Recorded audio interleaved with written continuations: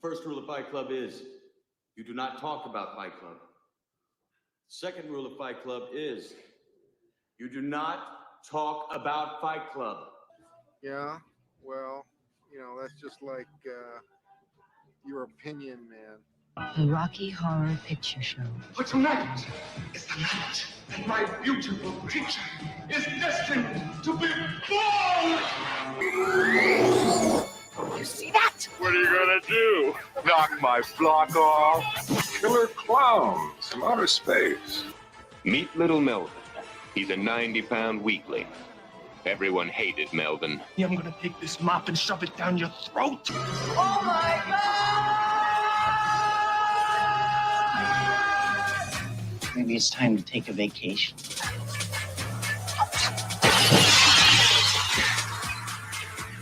I just killed my best friend. Your worst enemy. Same difference. They come from the bowels of hell, a transformed race of walking dead. Zombies guided by a master plan. I did not hit her. It's not true. It's bullshit. I did not hit her. I did not. Oh, hi, Mark.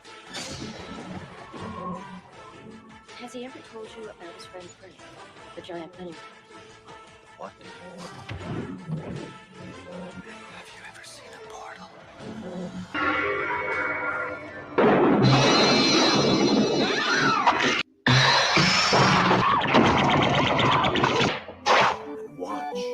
All witches, all skeletons, all jack-o'-lanterns. The third commercial, it's still on, please.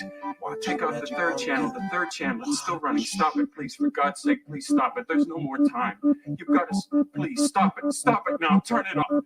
Turn it off. Stop it. Stop it. Stop it. Stop it. Stop it. Stop it. Stop it.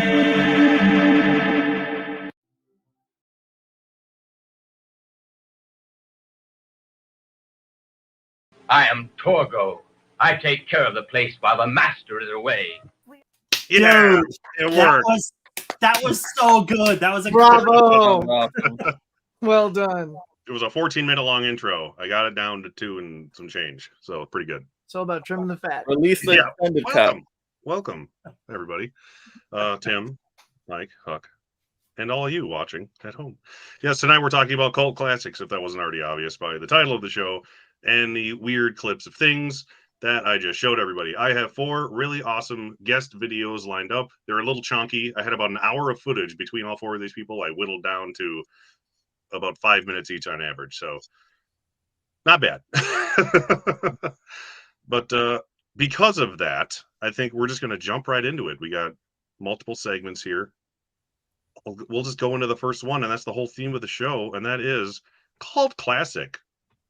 What does that mean to you, Tim?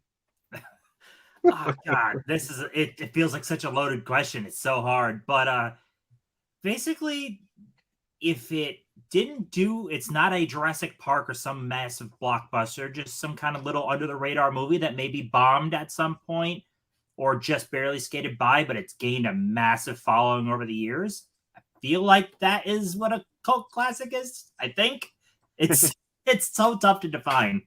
Right. Worthy of Webster's, I would say. How about you, Huck? Are you on par? Yeah, I mean, I think there's always a little extra room to look. So I saw this online. I thought it was actually a perfect description, certainly for some movies. It has a very niche plot, right?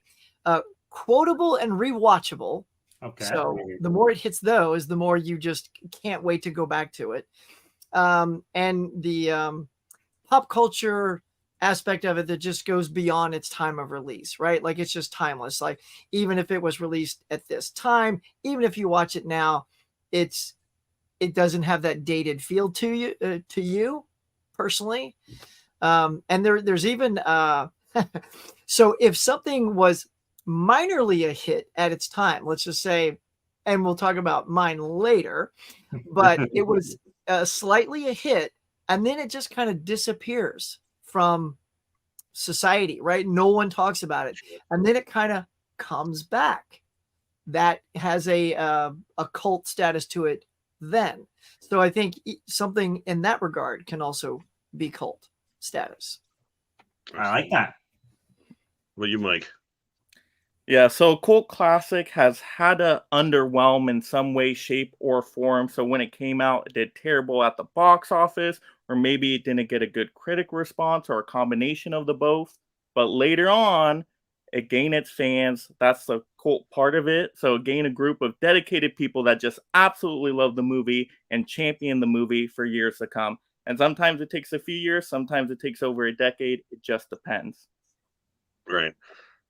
You're all right, obviously. I would say, like, I always like to argue that there's multiple kinds of cult films. Like, there is the cult classics that you have just said, and that's like on par exactly with what it should be described as.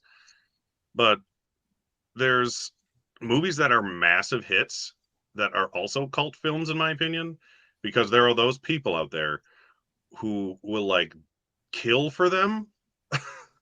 Movies like, you know, Star Trek, stuff like that.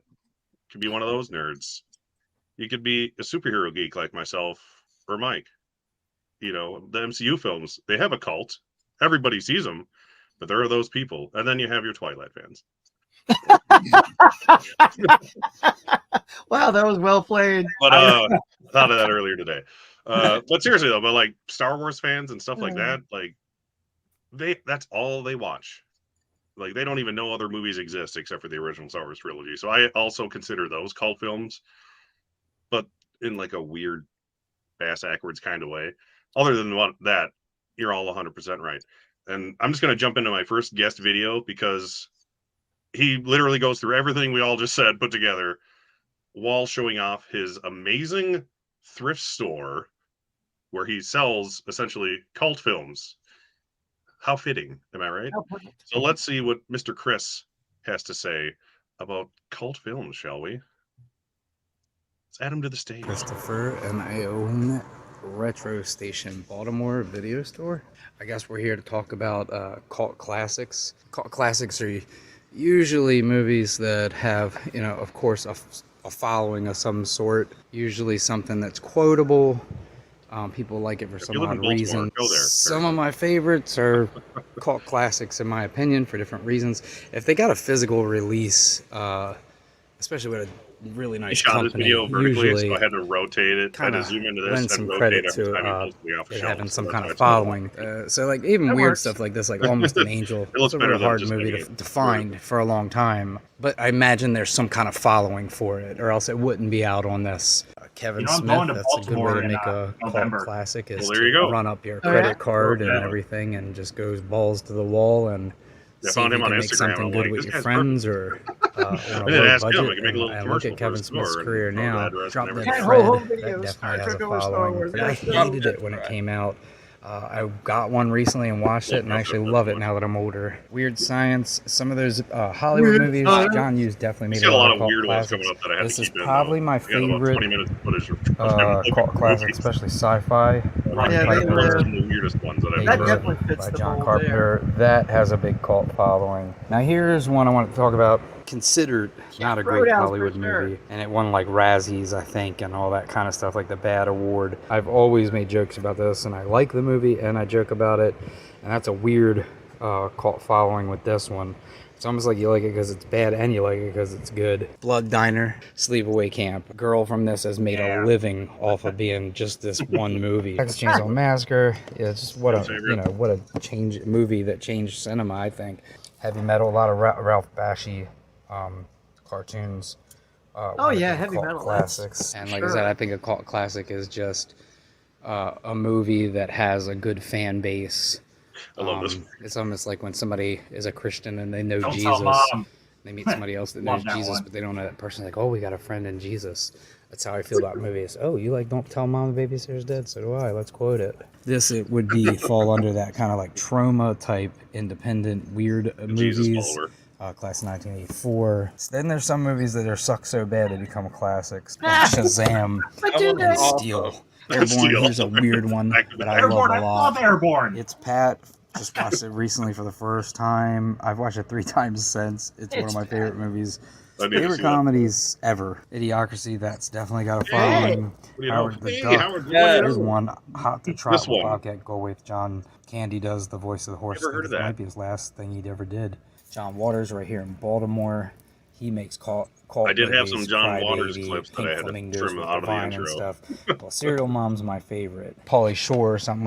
When they're a character, usually good or bad, when they do a stupid character, it'll have some kind of following. Disorderlies, here's one, maybe the Fat Boys. This is a really, really highly recommended movie if you find it. Here's Toxic Avenger. Sometimes when you get the physical media, check I've this heard great out. things about that remake. It's That got just a Lloyd debuted. Kaufman signed yeah? limited Oh, edition yeah. thing. Here's one of the ones that was my favorite when I was a kid in the 80s growing up. And sometimes cult to me, That's a I weird guess, movie. I've means seen that they one. could have a small group of followers, and that's cool because that's almost makes the bond even tighter. Night of the Creeps, that's a great one. Bubba Hotep, same thing. So yeah, I think there's a lot of varying definitions of what Bubba Hotep great, so I had to cult keep it in there. movie is, but most likely it's still got a decent following that wants to see that movie, quotes it, watches it often, and kind of maybe always thumbs even up digs some of the this part. philosophy kicked in the movie or some of the morals if the movie has some kind of moral to it.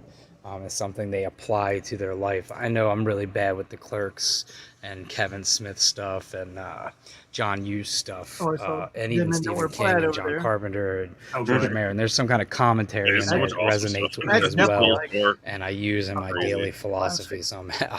So yeah, that's kind of my definition. Thanks for watching.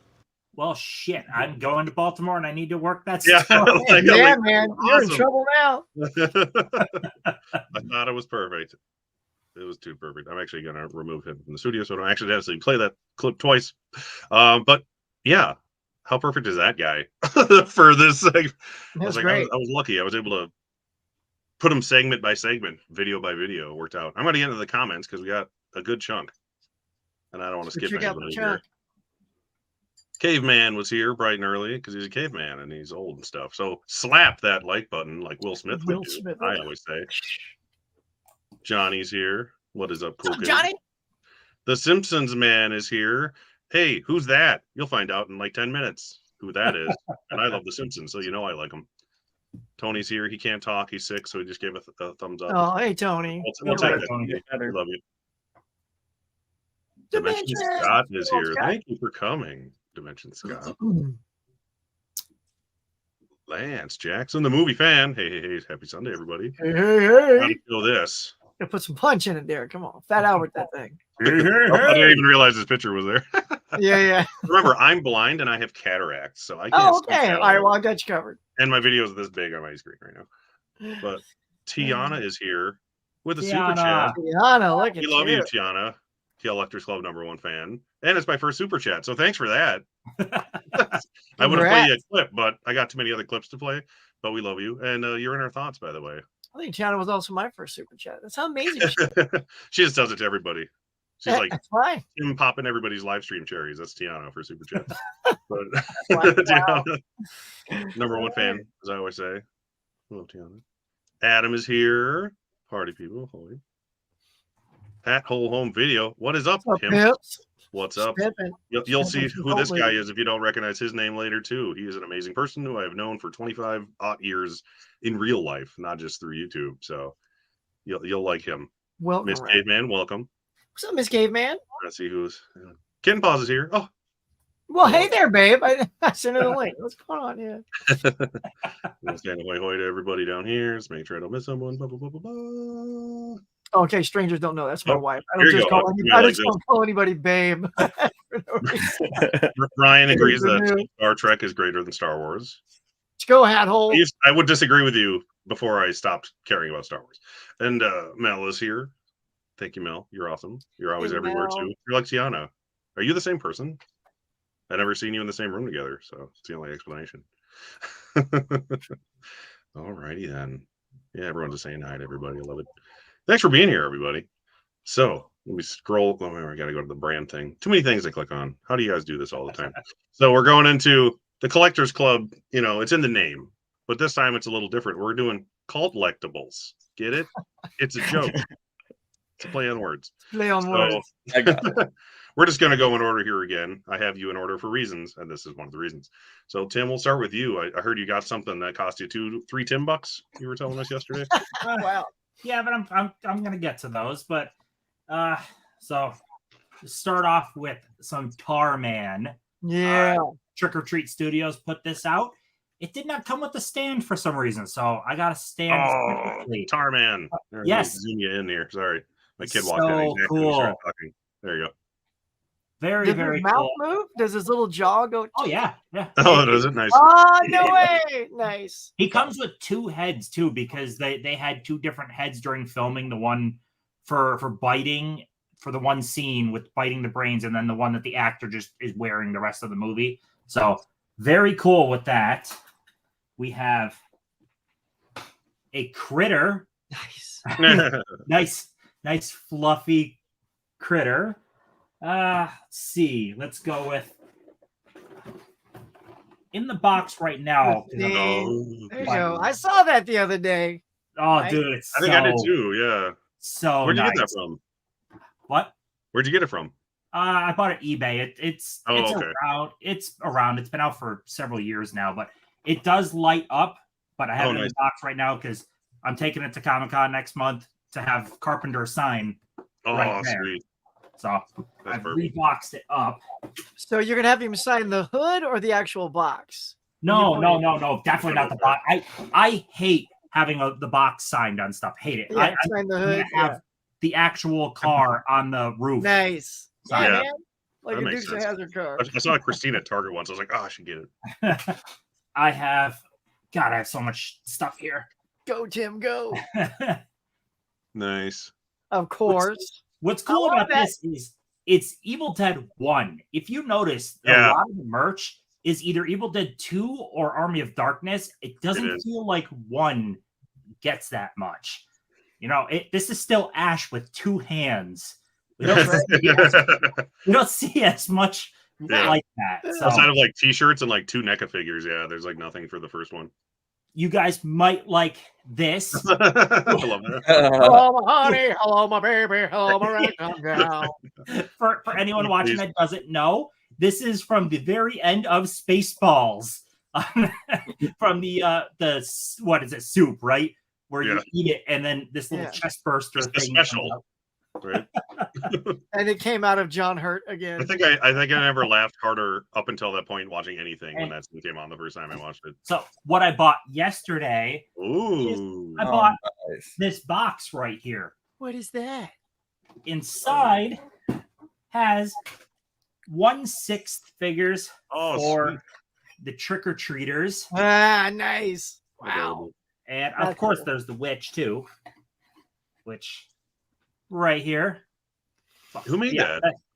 That was $300 for the 3 of them. But I mean, I freaking love that movie. And then I have a couple other things. I'm sorry, I have a lot of stuff. No, you're good. Why we're here, showing off crap. That is a cult movie by Pounds. And we met all 3 of them years ago. Many years before ago. They were cool. That's cool. Yeah, they were way cheaper too. That was back when Norman Reedus was super cheap and he wasn't commanding Walking Dead prices. But other he was just happy to be there. Cult-wise, that's a cult movie, and I freaking love that movie. That print is so nice. That is That's really pretty cool. And then I feel bad I haven't watched it yet. Yeah, you got time. Last but not least, Moon. Oh, it's upside down. It's upside down. Moon. Moon. I love Moon. Good old Moon. Moon is my favorite. It's hot. Wow, I've never seen that. Paper. Yeah. So Mike wants that. You know, I was like, it makes me want to watch the movie. This guy. Again? No way. I still have to see that. Oh God. So was that enough? Yeah. It was substantial. From now on, we're gonna arrange this according to price. So you'll just go last every time from now on. Yeah. Who made that Halloween 3 set? That is actually Trick or Treat Studios. Oh, amazing. The only thing to note, it does not come with stands for some reason. Oh, that didn't either? No. Trick or Treat Studios must not decide you need stands, but these dudes don't stand on their own. Oh, yeah. So legs. What's cool is the store I bought it from threw the stands in for free. Oh, no. Well, yeah, yeah. For $3 they better. Yeah, right. Well, like NECA figures, they don't come with stands, but NECA sells stands, that you can buy at Right. Target next to the figures. It's like, well, just give them a stand then. Yeah. Their old figures came with stands, like the ones I had. It's like that were custom to the movie. All right, excellent. Yeah, I love. You put my Halloween 3 figures to shame, but I'm going to show them anyways because we both love that movie. All right, Huck, you're next. All right, here we go. Now let's see. We're going to start with. All right, we're going to get the killer clowns out of the way. You think that? So I'm going to stand up. For me. All right. So we got the blanket, right? Oh yeah. So we got that bad boy for whenever we're watching all the spooky stuff. I love that blanket so much. Like you can't even get in there. I got this great signage. Nice. Allure. Love that. And a little side stepper here. All right, do it up, son. Hang on. Got a slim side stepper. That's enough. Yeah. All right, so that's all I'm gonna do for. Oh wait, no, I lied. And these shot glasses. Oh, cool. Yeah, I don't have those. Those are really nice. It is something remarkable how Killer Clowns. It always had a cult following, but oh my god, there's merch like everywhere now. It's not even just Spirit. I was in Spencer's today, and they had like 5 Killer Clown shirts. I'm like, what happened here? Like, what brought this on now? Like, why did it just suddenly explode? Well, Spencer's is owned by Spirit's owned by Spencer's, FYI. That might. But they also have exclusive stuff at Spencer's that they don't have at Spirit too, which is cool. Like last year, they had Exorcist stuff I saw there that they didn't have at Spirit, and so on and so forth. But, yeah, well, actually, I hadn't seen this movie until last year for the first time. So really, I just sort of dug the merch almost more than the movie. Like I just like the merch. It's like really colorful and fun. Like whoever drew the cartoon versions of them are outstanding. Like those look like I want to see a cartoon of those guys. Right? Yeah. Go on YouTube. There's plenty of them. My kid watches them. All right. So now we're going to get into my love for Elvira, who is an absolute. Oh, nice. So first, we're going to flash up speaking of NECA. So there's the NECA Elvira, which, she did come with a stand, which is good because she has very skinny legs. And then this is what is it, Mike? The pop candy or the candy thing? It's from Funko. That's a good question. Yeah. It's something like rock candy or something. Rock dolls or something like that. Yeah. So, all right. So we got that. And then, of course, just got this in yesterday. I'm so excited. Oh, This amazing coffee table book of Elvira. It's a photo like picology of all of her stuff. And and the thing is, I bought this twice before. The first time all the corners were smashed, and then the next time they sent me one, the pages were kind of stuck together and ripped. So I sent that back, and then it went out of print or something because it vanished off of Amazon. And I'm like, well, I'm not paying $300. Boom! It just popped up last week. Put it back on, $45. There it is. So holy crap! Yeah, I know. So, oh my goodness. All right, and now we get into the figs, y'all. So here we go. This is our McFarlane stuff. So we're going Tim Curry Legend. Nice. Darkness. I used to have that, but I sold it. Tim, you'll dig this. All you. Yeah. Oh, good. I couldn't find that one. Thank you. With the little book that goes with it. Yeah. Okay, here we go. Little Dark Man on the Girder. Nice. This thing's dope. He has a hat too, but it does not really stay on his head. No, it does not. I have that. You have to glue it on or something. All right, now you're gonna flip out on these guys, and these I have to repair every year because when I put these in storage, the tentacles break off. Look at this stuff from the break thing. so easy. I hate those figures. So there's the head. Yeah. The spider head, and then this thing, and then what's good is because these are my own personal. Oh, you can see that one's already wobbling there. Is I hot glue these every year, which is fine by me because then all the tentacles come back on. I put them out for Halloween. They look dope, and then they go back in the bag. So, yeah. If we consider Pumpkinhead. Oh God, yeah. Yeah, I had that. Oh God, yes. Look at this guy. These things are so incredibly detailed. It's just insane. And this is what happens. I just slowly through the years, I have so many of these things that I put out for Halloween. All right. So Snake Plissken, got to go with that guy. Yeah. He took his coat off. Well, yeah. And the thing is, to get his coat on, you got to pull the arms off to put the coat on. You put the arms back in. Yeah. My arms broke. It's an interesting way to, yeah. That's what the hot glue is for. All right, and then this was in your intro, Derek. So we got a Toxic Avenger. Yeah, I love it. With the mop. So that's the McFarlane one, all right? And then this is Migo also did a cool Toxic Avenger like box and all that. So, and this is like their classic old box style, which they did back in the 70s. And then, of course, all right, how about two more? If we consider V for Vendetta a cult. It's a damn good movie, that's for sure. Yeah, let's see. We can see his face. There you go. Got that. And lastly, you can't go wrong with a little David Bowie from Labyrinth. Oh, sweet. Look at this cape, man. It's just like the cape is it's sort of gelatinous almost, so that when it folds and you just set him down, he stands up almost because the cape holds him up. So yeah, cool. So there it is. So that's all my cult figs, Joel. Hang on, get my focus back here. There we go.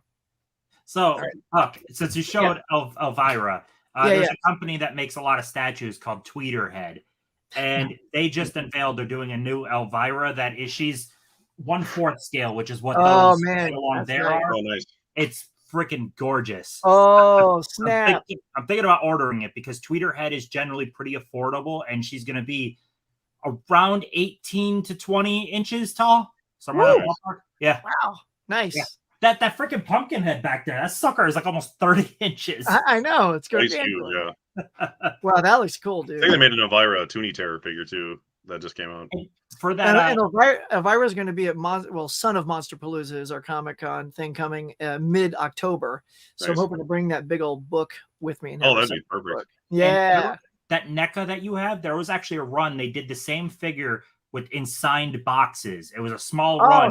Cassandra actually signed, I think it was a couple hundred.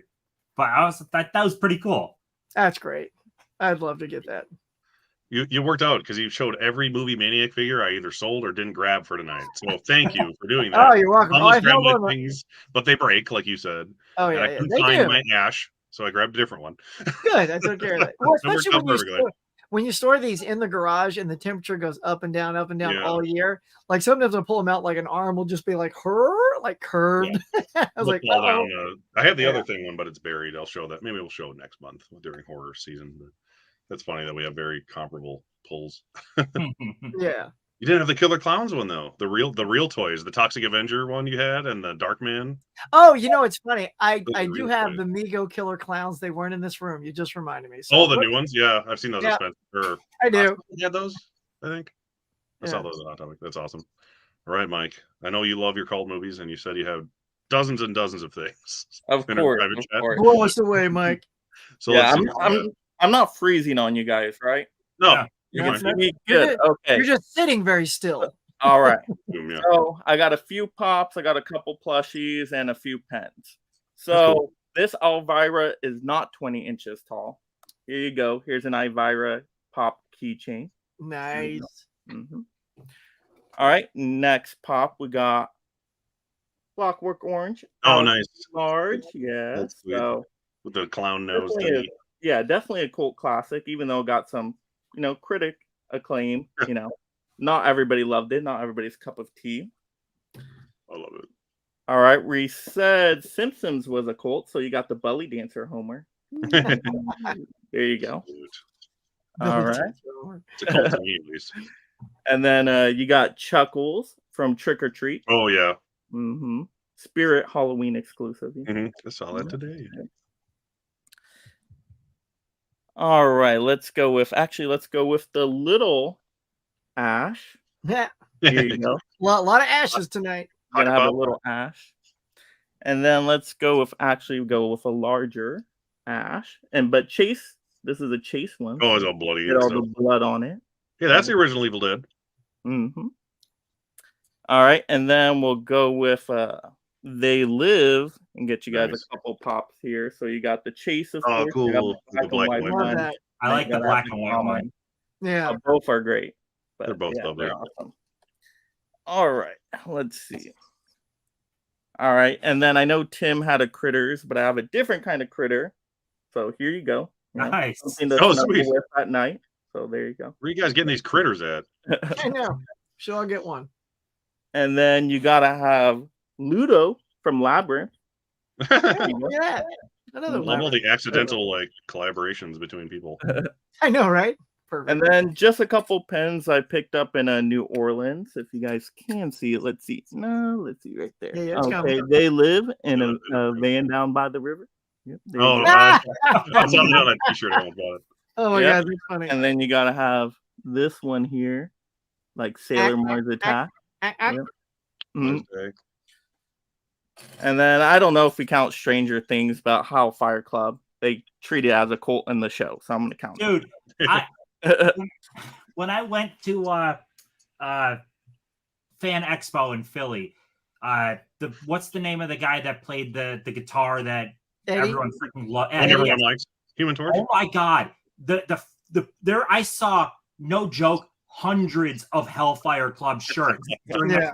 I'm like, I never in my life need to see another Hellfire Club shirt. It was fascinating, and It was your like, Christmas present. no, I was like, Right. no originality and like Everybody shirts. buying a t-shirt. Oh my God. Yeah.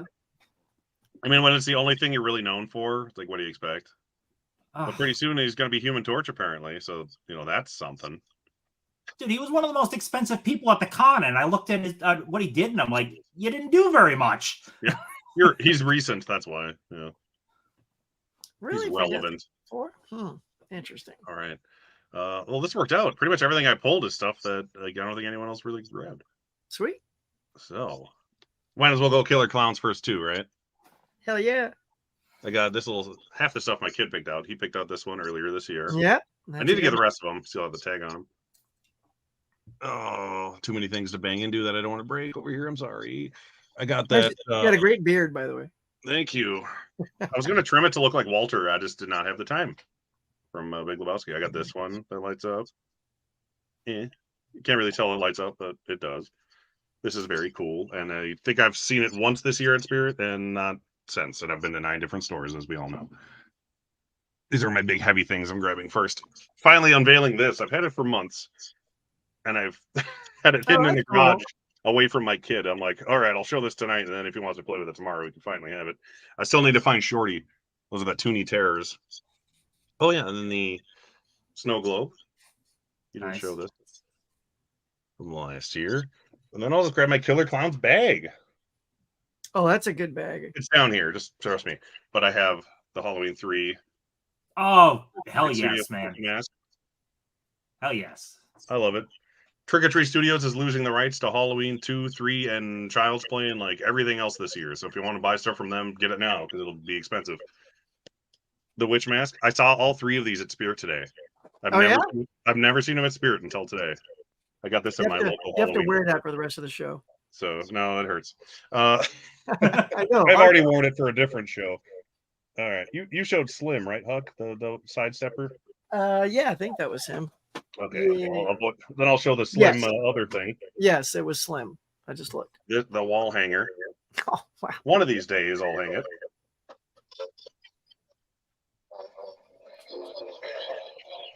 See how great this God, one shut off.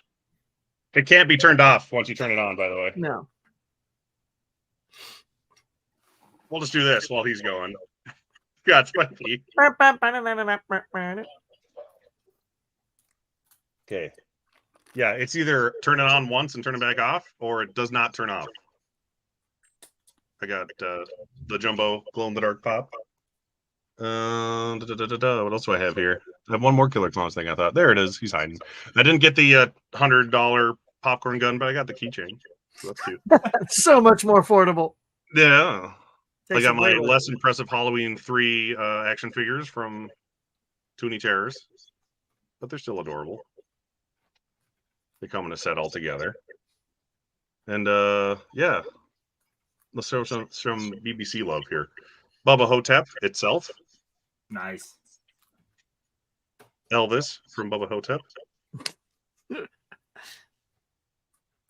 Here's little baby Ash that I forgot I had.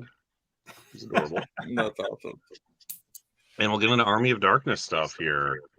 We got the Pit Witch. Ah, very That's cool. And she came with that Ash you showed, Huck, that I could not find. Oh, okay. I have it somewhere. I just don't know where it is. And I got Bad Ash. Bad Whom I Ash. love. And then I have a different You're Ash. killing me. When he's got his like, oh, Ah. when he gets sucked into the book. Yeah. This was an old NECA toy when they had bases that matched the toys. You know, when they cared to let them stand When they up. gave a shit, yeah. And Yeah. I'll whip out my 18-incher just to outdo Whoa, take it easy. Tim's 18-inch. What? Nice. And these were all the movie maniacs. Like you had, Huck. He has a chainsaw, but I keep this hand on it because he hits the ceiling with the chainsaw in his hand. And he's got the shotgun in his back. Heck yeah. Nice.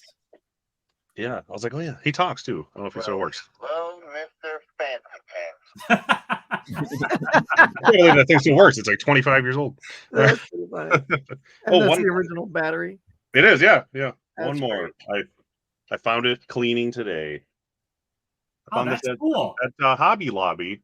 It's a bunch of car movie VHSs, but it's got a lot of cult movies on it. I was like, oh, that's perfect. It's got Mad Max, that. Road Warrior, Bullet, Smoking the Bandit, Smoking the Bandit, Cannonball Run. Yep, Oh, that's Driver. summer. Nice. You got Duel and Death Race 2000 around here. Repo Man. I was like, oh, that fits. It was like $10. I was like, yeah. Now I just need to find somewhere to stick it on my wall. And I think that's it. Nice, man. That's all I grabbed. That weren't things that everyone else showed already. Well done, fellas. Well done. Yes. It's like we did that on purpose, but we didn't for once. Right? But usually we only, collaborate about the other categories, not so much the collectible one. I'm going to pop back into the comments here just because a few more people popped in. Here is Vince, the movie man. Thank you for showing up, sir. Hey, Vince, what's going on? The Grizz are multiplying like gremlins. That's right. He's the man who introduced me to Killer Clowns from Outer Space. Had a whole home video. Love Killer Clowns.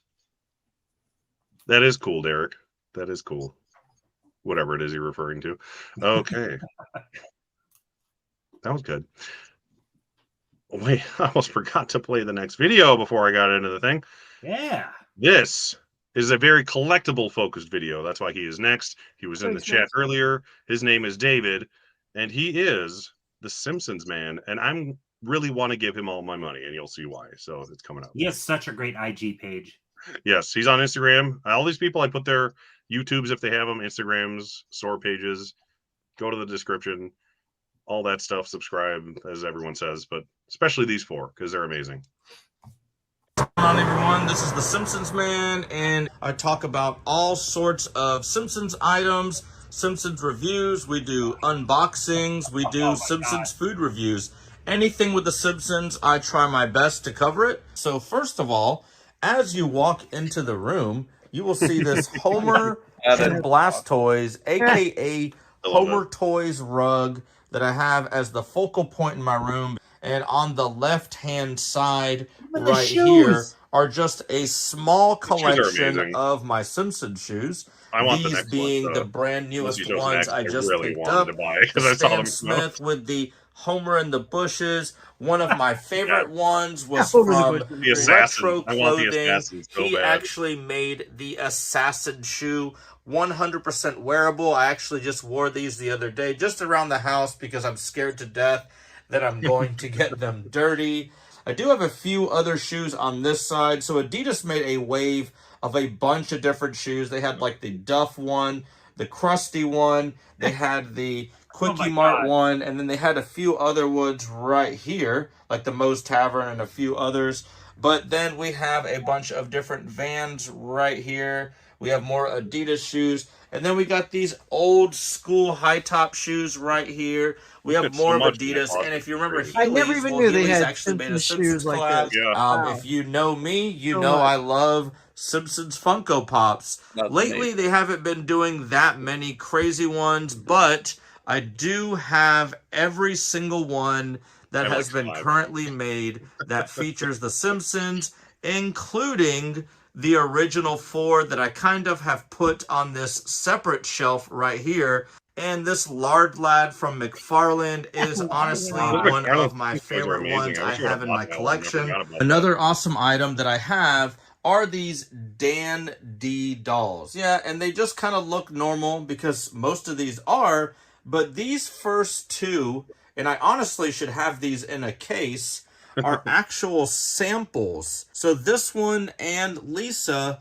was actually never put to production. No way. And as you can see, from the back. This was a sample that I He knows what actually he's got doing, from it the seems like. vice president of Dan D. So I acquired this one right here. Wow, and what a get. this one right here in an auction. I do have some of my other ones right here that I just kind of just like a lot, or just some kind of like oddball ones. I do have a few video games. I got the Matt Groening card, Stan Lee, of course. I do have a 9.4 Simpsons #1 issue graded comic. Definitely love to collect comics. My favorite, hands down, part of my Simpsons room are these McFarlane toys. So I'm going to kind of show you 7 years ago, these on the bottom shelf right here, as well as all of these up here and a few more up here. I just think they're geniusly made. Every single one kind of has its own little story. A lot of these come from just the Simpsons movie. This one right here, the Raven episode from the Treehouse of Horror. We have Good and Evil Homer. This was just a recent pickup that I picked up. And man, these are going crazy on eBay. I just went ahead and opened them up because they just look a lot better outside of the box than inside of the box. I've been collecting for about, I would say, 8 to 10 years or so. I did collect a little bit before that, but honestly, not to this extent. This is kind of like the Hamilton figure sculpture area right here because I have so many of these Hamilton sculptures. For the World of Springfield figures, I do have a ton of Homer and Bart and just a bunch of the random ones. I do actually have every single one of these carded as well. I have probably about 30 to 40 tote bins full of Simpsons figures just in the attic. But the last thing I did want to show all of you were these Gentle Giant bust-up figures.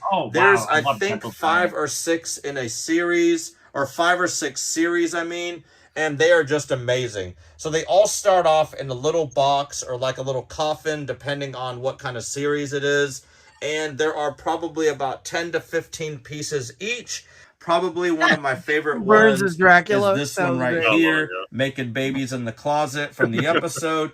Or we have the Party Posse, the boy band, or probably, honestly, my favorite one is the Venus Gummy DeMilo. And if you open up that little plastic piece on top, you can see Homer reaching in for the Venus. And that is it for the room. If you do love Simpsons content, if you love anything to do with collecting Simpsons, just make sure you follow me on Instagram. You could search The Simpsons Man. I should be the first one that comes up. As well as TikTok. I'm more active on TikTok lately because all I do is discuss my room on there. You can find me on all social medias, YouTube, Twitter, Facebook. Just search The Simpsons Man. If you see the donut logo, more than likely that's me. So thank you for checking out my room.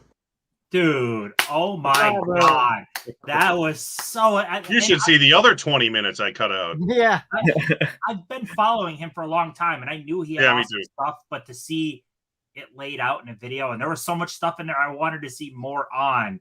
Like the car that Homer made, the green car. Yeah, I didn't know there was a large diecast of it.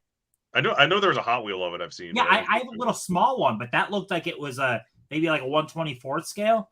Oh, nice. That's cool. Yeah, he has so much stuff.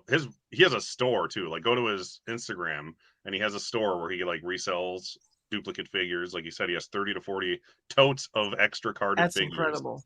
And he makes custom woodworking signs of like Simpsons quotes that I want all of. And you can get like Bone Storm Nintendo cartridges from him, and like, can I borrow a feeling cassettes? Like, he has a ridiculously amazing store. Like, you can just go to thesimpsonsman.com and there's a whole bunch of stuff. So I was like, he was like the last one I asked. I'm like, why didn't I ask this guy yet? Like, I've been following him for like 2 years, and it's perfect for this. If I knew he was on there, I'd have brought my Duff mug I got from Universal. Right, yeah. Whenever I drink beer, that's the only mug I drink out of is my Duff mug. Oh, that's awesome. Yeah. I don't even have that. See, that's sad. But yeah, as we all know, I'm a Simpsons geek, so I've been, Thank you, David. Like I said, in the description, you can get to his Instagram and his YouTube pages as well. I'm going to go to here, see who's here. Let's see what everyone's saying. That's so good. One of those So good. Yeah, he was saying in the video, I had to cut it out, but he's got he used to have it all in a bedroom, and then he had a kid, so he had to move it into the closet. So once his other kid moves out, he's going to have a Simpsons bedroom again. So that'll be insane. Yes, that is genuinely like every day I'm like, I found this today on his Instagram page. Like, how do you even look for these things? Like, how do you know they all exist? I want the assassin shoes. Gosh darn it. Just so my dog can ruin them, like in the show. Right. Yeah. So that was collectibles. Fitting, ain't it? That was great. I just went and followed him on Instagram. That was so cool. Oh yeah, yeah. His store is so good though. I'm not even like exaggerating. I'm not just trying to plug him. I genuinely want to buy like 90% of the crap in his store because I'm such a huge Simpsons geek. All right, enough about that. We're gonna go into the next chunk here. It is the what we used to call the cinematic addict. Addict. I almost said addict. No, both are kidding. We're cinematic addicts too, I guess. Where we're going to talk about a cult classic film that you are a member of the cult in, if that makes sense, and a movie that is a little more recent that you think deserves cult classic status. But I'm going to call this, because this has to be weird, because it's me. Cold cult combo. We're going to go over to Subway and get ourselves a cold cult combo here. Look at the posters. That was great. Oh my goodness. And we're going to talk about amazing. Well cult done. films and get ourselves a nice bologna sandwich. So, Tim, what are you talking about today? Okay, so for the one I am a member of, I already showed it, but man, I freaking love Halloween 3. So good. You know what? I have a big Michael over there, but it doesn't change that Halloween 3 is my favorite Halloween. There's just something so unique about it. Like, as cool as the first Halloween is, it's just the dude walking around with the knife, stalking, ready to kill. This is so freaking unique. It's sci-fi. There's some funny moments. It's horror. It's so cool. So yes, I will sing praises of this. God, I love the Steelbook. Oh, it's beautiful. It's pretty nice. I'm very happy that this is starting to get like a lot of love now. For a long time, this was like the redheaded stepchild of the Watch franchise. it. Every time you sons of bitches go down that line, watch it. But yeah, a lot of people didn't give it the credit just because it's a Halloween and it's supposed to be Michael Myers. I don't care. It's genuinely great. And I will say, I actually think the rest of the franchise should have been like that. It should have stayed anthology after that. Absolutely. I didn't need Halloween 4, 5, 6, none of that. Like, I would have rather it just stayed anthology and we only got 2 Michael Myers. So that's the one that I am a member of. And one that I think the next part was something that we think should get more love. Yes. Right? So the original Gone in 60 Seconds is considered a cult movie. The one with Nick Cage kind of gets ragged on by a lot of people. But you know what? Damn it. I love It's the one great. with Nick Cage. Preach it, Tim. I have a blast with this one. The car chases in it at the end is so good. But I always have a fond memory of, do you remember when you would more so rent the channels like this, like 15 years ago, you would on cable, you'd actually rent the channel and they'd unlock it for like 24 hours. Oh, And yeah. we- Yeah. Like on DirecTV and stuff or whatever. yeah. So I rented the channel. Blockbuster was out of copies of Gone in 60 Seconds. I'm like, I want to watch it now. So I charged like $30 to my parents' account to rent this. So it played for 24 hours. And I watched it, no joke, probably like 7 times in a row. I just kept it on repeat. That's love. That's the love. money's worth. You watched it for both of us. didn't- I haven't seen either of them. I didn't show this in the cult one, but I freaking love Eleanor is such a badass car. So of course I had to have, a nice 1/18th scale of Eleanor. Oh, nice. I love the Gone in 60 Seconds with Nick Cage. It's so much fun, man. So Well played on the card, Tim. That was perfectly saved. That was well saved. You did it on purpose. That's great. I haven't seen either of the Gone in 60 Seconds, so dude, I have it on my sign over here, the old one. the whole cast in this one is really freaking good. Oh, and they're both on just, there. It's just fun, man. And I'll actually say, even though the original is considered like a cult one, I watched the original. I don't think it's really that great, to be honest. Like they crashed something like 90 cars in it, and it's a way longer car chase than this.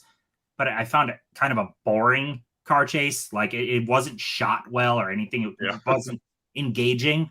This was pretty cool. Like he jumps a bunch of cars on a bridge while they're stopped. Like this one's entertaining as hell. I don't know. Well, they had stunt coordination, and I agree with you that Halloween 3 is also my favorite of the franchise now. I've matured, and I can admit it. I'm an adult now. I still got to come around on that. Yeah, it takes a while. It takes about 40 years. I overthought it, and Tim told me, "No, don't. Yeah. Very, very underthink it and rewatch it." Watch it as just a fun sci-fi horror movie, and it's a blast. Yeah. Yeah. All right, Huck, what's yours? All right. I am going for my favorite John Carpenter film. And that is Big Trouble in Little China. And absolutely, this thing was a bomb when it came out. I quote this thing all the time. He's got his little buddy Wang in there. It's like it's all in the reflexes.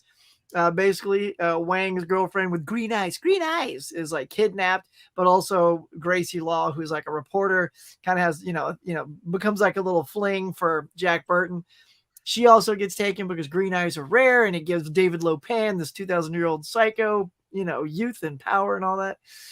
Light coming out of his mouth. I mean, it's just so good. And what's funny is Wang is actually the hero in this film because he's the one that fits what's going on because he goes into this kung fu zone and all that. And Jack Burton has no skill when it comes to where they go. So much so that at the end, he shoots the gun up in the air and just, ha! And then a chunk of concrete knocks him out. While everyone else fights. And then when he wakes up, it's like over. I'm like, but I love that. I love that that's the thing. And Kurt Russell is picture perfect in this. He's hilarious. So yeah, I just love this film. I love the quotes. Like I said earlier, if it's quotable and rewatchable, this is one of my favorites when it comes to that. So Lopan with light coming out of his mouth. All right. So, and then the thing I'm going to make a call, because again, we always tend to think of like horror movies or sci-fi or something like that, but I'm going to go with just sort of or action movies, that might be a redheaded stepchild. Genre pictures. Just the genre pictures. So yeah, I'm going to go with Chef. Chef is this fantastic film. Jon Favreau wrote and directed. Of course, he brings all of his buddies in this. You got Robert Downey Jr., Scarlett Johansson, Sofia Vergara is his ex. So of course, if you're Jon Favreau, you're going to cast like the hottest woman on television as your wife. I mean, like, why would you not? And basically, if you guys haven't seen it, he's a chef of this renowned restaurant, but he's just turning out the same hits every night to the point where they're not inspiring or interesting. And Oliver Platt is this food critic who just slams him for no originality. And he gets pissed because, like, what are you talking about? This thing's beautiful. He goes, but it doesn't, it lacks heart, doesn't have anything. And then he thinks about it and realizes, well, this a-hole who trashed me is kind of right. So he sets out with a food truck with his son. And then John Leguizamo is a co-worker. He goes, where you go, I go, buddy. So he becomes his partner in crime. And the son tagging along is very funny because the son is like gifted with social media. So he's like blasting Instagrams and all that stuff. And people are showing up by the dozens to come to the truck and try this food. And I'm going to tell you, when you watch this movie, if you are not starving for a sandwich at the end, I would be stunned because when it was over, I'm just like, I have got to go find the fixins for this sandwich because it looks amazing. So I know it's not talked about a lot ever, but I feel like it should be like this little cult movie, like Swingers. Swingers is kind of a cult movie, right? People have seen Swingers, but I feel like this deserves a little bit of that same recognition. So I'm gonna go Chef. Chef is good. Yeah, it does. Yeah, don't watch it hungry, like you were saying. Oh, it doesn't matter. Eat a You'll good be filling hungry meal when it's over. the movie, and then you'll still be hungry by the time the movie's over. Totally. You won't have to go get food during the movie. But yeah, it's a fun movie, and there's good cameos from various Avengers in it. Sensational. Yeah. Yeah, and the cast is stacked. Let's see, who else didn't I say? No, I pretty much mentioned Dustin Hoffman is also in here. Oh yeah, God, he was in it. Dustin Hoffman. Jeez. There you go. Can't go wrong with that. Yeah, those are good. I need to watch Big Trouble more often. It's probably my least watched movie, and I really like it.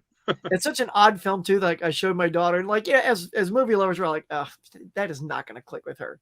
She loved it. I was like, yes. I was so excited when something you like that much, like they like. Yeah. You're happy.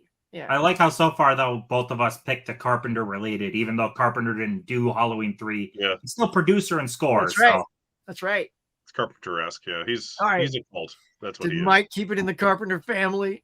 I did not. No. Oh, There will be that's no it. Carpenter. Let's get out of here, Tim. I'll just boot him out. Yeah, why not? All right. Well, we are still taking applications if you want to be a duckster. Okay, so I was shocked to learn that this was not a beloved classic by everyone. Like when you told me, Derek, this was a cult classic, I was absolutely shocked. I was surprised the Howard the Duck campaign did not work for Tim's 80s stream. I thought this was going to be at least top 50. How can it not? This movie is at the very least fun and entertaining. I mean, you got a wisecracking duck with Howard. The comedy is super hilarious. You got Leah Thompson in there, right? So there's some great romance. I mean, it has everything. You got action, you got fantasy elements in there. It's the first Marvel movie, isn't it? I think so. I don't know. I think it is. Yep. Or at least one of the better Blade ones. was, I thought Blade was. No, Howard the Duck was the very first Marvel. Oh yeah, that's movie. right. It's the 80s. That's like a theatrical release. Yeah, that's true. So this started the Marvel movies. I mean, you got to give appreciation for Howard the Duck. You would not have an MCU without this duck. So you got to put respect on the duck. Can't argue with facts. Yeah, exactly. But I don't know how anybody doesn't like this one. At the very least, it's just a fun, silly time. But it's awesome. It gets better every time I watch it. So I like it a lot. You make me want to watch it again, Mike. I'll tell you. Well, I don't know how people don't like it. What's the criticism for not liking it? I still have not heard that. Now, how do you like the people song? don't like it. Howard the Duck. You know, by the Cherry The Bomb. music is great too. Literally Pretty everything strong. is great in the movie. All right, let's go with a recent one. And I know Tim's gonna want to join this one, of course. You can still be a part of the Shazamly, Tim, if you would like. Shazam Fury of the Gods is absolutely amazing. My second favorite film of the year. But it didn't get the best critic response. It didn't get everybody out to the theaters. It didn't get Tim, unfortunately. But this movie is so fun. It has everything you love about Shazam, just up 10 levels in here. All the Shazam family characters get more to do. They all have awesome personalities. Zachary Levi hits it out of the park as Shazam. And then you got cool fantasy elements with the dragon and the minotaurs that show up and all those creatures. The villains are great. I mean, come on, Helen Mirren in there has some of the best lines. I mean, how do you not love this movie? It's so entertaining. It does the superhero genre perfectly. I don't get the complaint on this one. I don't. It's perfect. It's perfection. I had a good enough time with it, but I think that was just because my kids sat through it. In theaters. So it's my barometer of if I like a movie anymore. Well, Roderick sat through the whole thing. It must have been all right. So, well, I don't know what people were expecting out of a Shazam 2 movie. It delivers on everything Shazam. So it's true. Well, I can't lie, Mike. I liked it too. I had a great time watching it. I was like, good. Damn, that was good. And then it tanked. Yep. I was like, what happened to the movie? Yeah, Blue Beetle made more money than that, I think. So good for Blue Beetle. So yeah, I guess I'll say that much. You were talking about Howard the Duck, and I realized I forgot to upload this picture, but it was a segment we replaced at the end of the show. But I like this picture too much not to show it. Back when we used to talk about what we were looking forward to next month, but we replaced it with I think, more relevant segment. So oh my god. But what was I talking about? Oh yeah, a thing we've been talking about. Killer Clowns from Outer Space. There we go. This got me as a tween. Mr. Hat Hole and Video in the audience, and my older sister, they went to high school together. That's how I know the guy. They used to watch it, and then that's how I watched it, and I became obsessed with it. And then the first thing I talked about with my wife on the phone for 3 hours straight was how we both liked Killer Clowns from Outer Space, to the point where my dad made me pay for my own cell phone. That's how much I enjoy Killer Clowns. My son loves it. It's one of his 5 favorite movies. It's hard to gauge because he's 5 and he likes a new movie every week. It's Napoleon Dynamite this week. But last week, that's another cult classic, Napoleon Dynamite. It is very much so, yeah. So much. But we've seen enough Killer Clowns. This one I thought of today. I was gonna do Prospect, but I was like, no one knows what that is. But I'll get into that in a different video. This movie is hilarious, and it is better than both films that this director made before and after it, in my opinion. And it didn't do very well at the box office, and I think it is hilarious. It is one of my favorite comedies of the 2010s. I think it was, 2014? I can't read. I don't know why I'm even trying. But that would be A Million Ways to Die in the West. I like that one. It's fun. Is hilarious. It is a quasi-musical with Neil Patrick Harris, Seth MacFarlane, Liam Neeson, Charlize Theron with a wig on because she was making Mad Max at the time. Giovanni Ribisi is amazing. Sarah Silverman's funny. And yeah, and even Django shows up at the end after the credits. So you can't beat that. But yeah, this movie just like, I saw it in theaters and I loved it. And then it just kind of disappeared. I was one of those people where it's like, if I saw it in theaters, I assume everyone else did. Apparently not. They did not. It did mediocre at the box office. Ted, the other movie I was referring to. I was watching that right before this stream. That's a great movie. Ted was. Ted? I like Ted enough. This I thought was way funnier. And then Ted 2 wasn't even as good as the first Ted, in my opinion. I think this movie's better than both of them put together. If you haven't seen this, it is the funniest Western since Blazing Saddles. Not only because there hasn't been another one, but because it is a genuinely funny movie. And I think it deserves cult status. Have you all seen Million Ways to Die in the West? Oh yeah, I've seen it several times. I laugh at funny, it. Right? You know, I've only seen the intro of it. I don't know what was going on, but like I didn't have the time for the whole thing. But I saw up to when the ice block lands on the guy's head. Oh, he gets completely I was smashed. like, oh my god! So I was like, okay, I got to finish watching this at some point, and I just haven't. But what's I got it now. It's so funny. Westerns are like one of my least favorite genres. Yeah. But that movie pokes fun at Westerns so much, I enjoy it. Yeah, it's like you like it if you don't like Westerns, and you could like it if you do like Western, because it does both, essentially. Yeah. And Liam Neeson is surprisingly hilarious as the Neil villain. Patrick Harris's obsession with his mustache. Yep. Oh, There's see, I a love song Neil about it. Patrick. I didn't know he Yeah. was in that, so I got to Yeah. see it now. And Mr. Belding from Saved by the Bell shows up, and then I almost Really? pooped my pants in the theater when I realized it was Mr. Belding. But yeah, if anyone out there hasn't seen Million Ways to Die in the West, the unrated cut, even better. All right, I'm on Do yourself a favor. Oh, go ahead. No, you're good. I was done pretty much. I was going to say, I agree with you that I like Million Ways to Die in the West more than Ted 1 and 2. But Ted 2 with the serial thing with Liam Neeson is funnier than basically everything else I've seen from Seth MacFarlane. I agree. Love that. That is Yeah. so good. Are these tricks? Can I have these? Or no one's going to be following me, right? Yeah. I will never forget what you've done for me today. Yeah, that scene alone made Ted 2 worth watching, and that's the only reason I watched Ted 2, in my opinion. But yeah, good stuff. Is that when he became friends with Charlize and Liam Neeson, I guess? Because both of those people appeared on his show, the Orville. Oh, have they? That's And I'm like, wow, those are some serious gets for a sci-fi TV show. Yeah, they probably did it around And now the I same realized, oh, it's from that. That's how he Yeah. called yeah, it. and then, a favor. like you said, you got Liam Neeson to be in Ted 2 as like a cameo, essentially. That's great. I gotta Yeah, see that. Charlize is good. It's a funny movie. Yeah, a lot of people just never talk about it. Oh, Ryan's here. Movies with Ryan. What's going on, Ryan? Chef is a big FU to Marvel. Yeah, kind of. That is some subtext. I'm glad you liked it, Ryan. Yeah. It's so good. It's so good. All right. Anyone else show up here? Let's see what everyone's talking about. I wish I didn't have to do this to read. Oh yeah, John Doe Juggalo's here. I don't know if I showed him. He's been watching. Thanks for coming. And hey, look who this is. Adam, the movie hunter. Neil What's up, Patrick Adam? Harris. Isn't that, yeah, he's the best part. Well, since we just saw Adam, the movie hunter, let's show our next video. You'll never guess who it is. I wonder who it is. Is it What's Liam going Neeson? on, everyone? Jumbo the Hunter showing up here tonight on the Collectors Club Cult Film Edition. I'm otherwise known as Adam the Movie Hunter, and I was invited to share some collectibles tonight. I couldn't resist. Derek reached out. I appreciate it. All you guys, Huck, Tim, Mike, Derek, of course. Yeah, Huck, Tim, Mike, Derek. I think that's everybody. I was going to try to stay a little bit on theme, You know, this is just one example of one thing I collect. I do love my killer clowns. I do have some statues right here. I've got the mask. I love Those are the wearing ones you them. need, Derek, I've got right? about Those other 5 ones? Yeah, the statues, t-shirts, the movies. Not that I want got them, a I don't couple play them anymore. editions.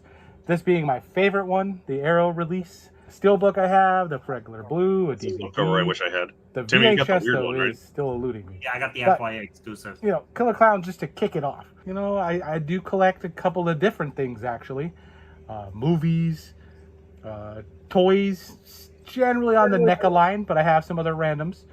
And then, of course, there's one other thing I just want to share at the end. One thing you probably wouldn't think I'd collect, me being a horror-based guy. And, there's a couple other things I dabble in that I have dabbled in over the years. Here we go. Let's do it. All right, here we go, boys and girls. What do I collect the most of? You guessed it. Movies. I don't mind VHS, DVD, Blu-ray, whatever format. If it's a movie I like, I pick it up. Yeah. If it's odd, if it's a cult classic like we're doing tonight, the theme, it's definitely coming home most of the time. Yeah. These are just some of the favorites, some of the items in the collection that I decided to go with tonight. There's tons of movies. I could have went with anything, but I find that a lot of cult classic nowadays tend to be more on the horror side, but they can be comedies, I guess even actions and dramas. For me, though, it's going to be films like the ones you're seeing today. Howard the Duck, Rad, Police Academy, Ernest Goes to Camp, That Kids. is a great steelbook, by the way, for Howard. Even, of course, Texas Chainsaw Massacre. Family films these like are now cult classics. I did want to show you, of course, the other things I collect. It is the Collector's Club. Second passion, of course, being ash figure in the box. toys. Oh, I remember that one. I'm more on the smaller scale, smaller budgeted side of the toy section. Ash figures A lot of these NECAs that you're seeing today have actually been played with. Some are my second editions that I've left sealed. But my son and I, we've played with all of them. We've enjoyed setting them up, just doing things with them. Ecto 1, could not have that, or Let's all go hard not to have that in the collection. I mean, Killer Clown's Lunchbox, of course, Texas Chainsaw Massacre toys, Reanimator, Dr. West, Halloween 3 set, Evil Dead 2, you name it. That's the old. If I see it out there and it's ash figure I showed, horror related, generally it's coming home. Years ago. If it fits again on a shelf. Oh yeah, there's the Mego chainsaw. I haven't worked my way up to the gigantic toys and statues yet. Like Tim, do love a lot of your stuff, especially that pumpkin head. Oh lordy! But anyways, back to my stuff. Toys, as you see, I got some board games, masks. I do collect masks. I like wearing them, as you've seen today already in this video. The gun and the puppets. I have those, but I couldn't find them. Clowns. Yeah, I would have pulled it. Well, he showed it for us. He showed it for us. More NECA, just more NECA. I'll fill in the time with finding little Funko Pops, which I'm not very big on. But if it's horror, I'll take it home. The werewolf one. Oh, that American Werewolf thing is insane. That thing London set as well. This is the surprise. This is what, can you believe, I actually collect going from American Werewolf in London. Yes, baseball, basketball, football cards. I've been doing it since I was a kid, like the Ken Griffey Jr. rookie cards from Upper Deck 89 to a more recent when I was doing breaks with my buddies and what we did as a card club, like a CD Lamb rookie card there and a Shea Otani patch card. It's numbered. Just again a lot of random. Yeah, but yes, folks, I do collect baseball, basketball, and football cards. No. All right, guys, and we're done. Thanks again for having me on, everyone.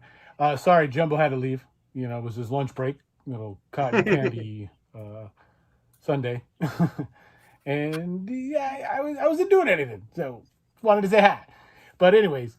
Hope you enjoyed watching and looking at all these fun things, and Collectors Club viewers, members, everyone, just again appreciate you having me on. Huck, Tim, Mike, Derek, thank you.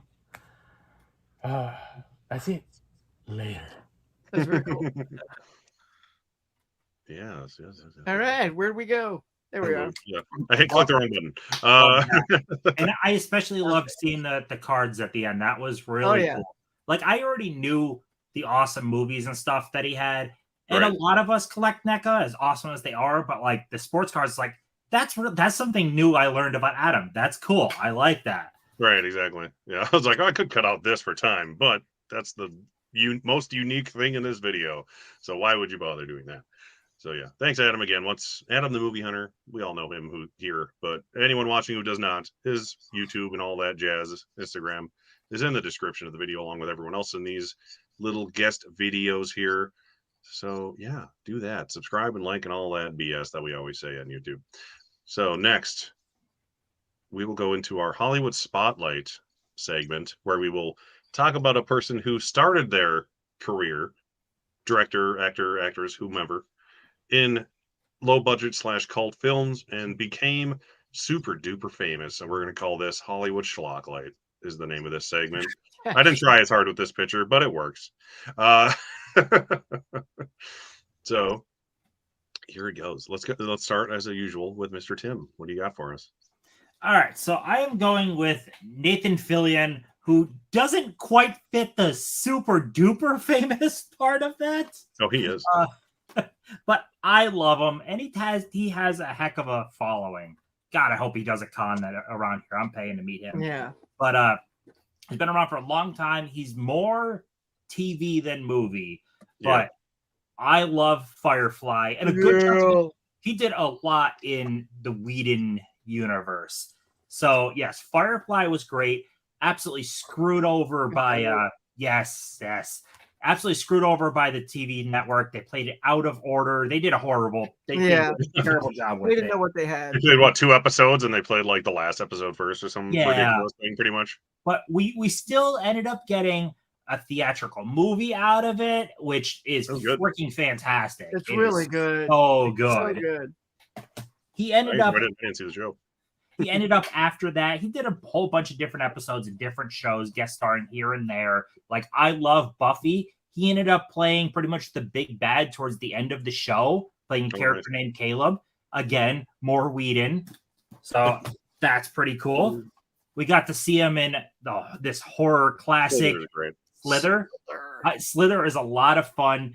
One of his few major theatrical headlining roles. He didn't really do much as a headliner in a theatrical movie. He doesn't lead much. Not much.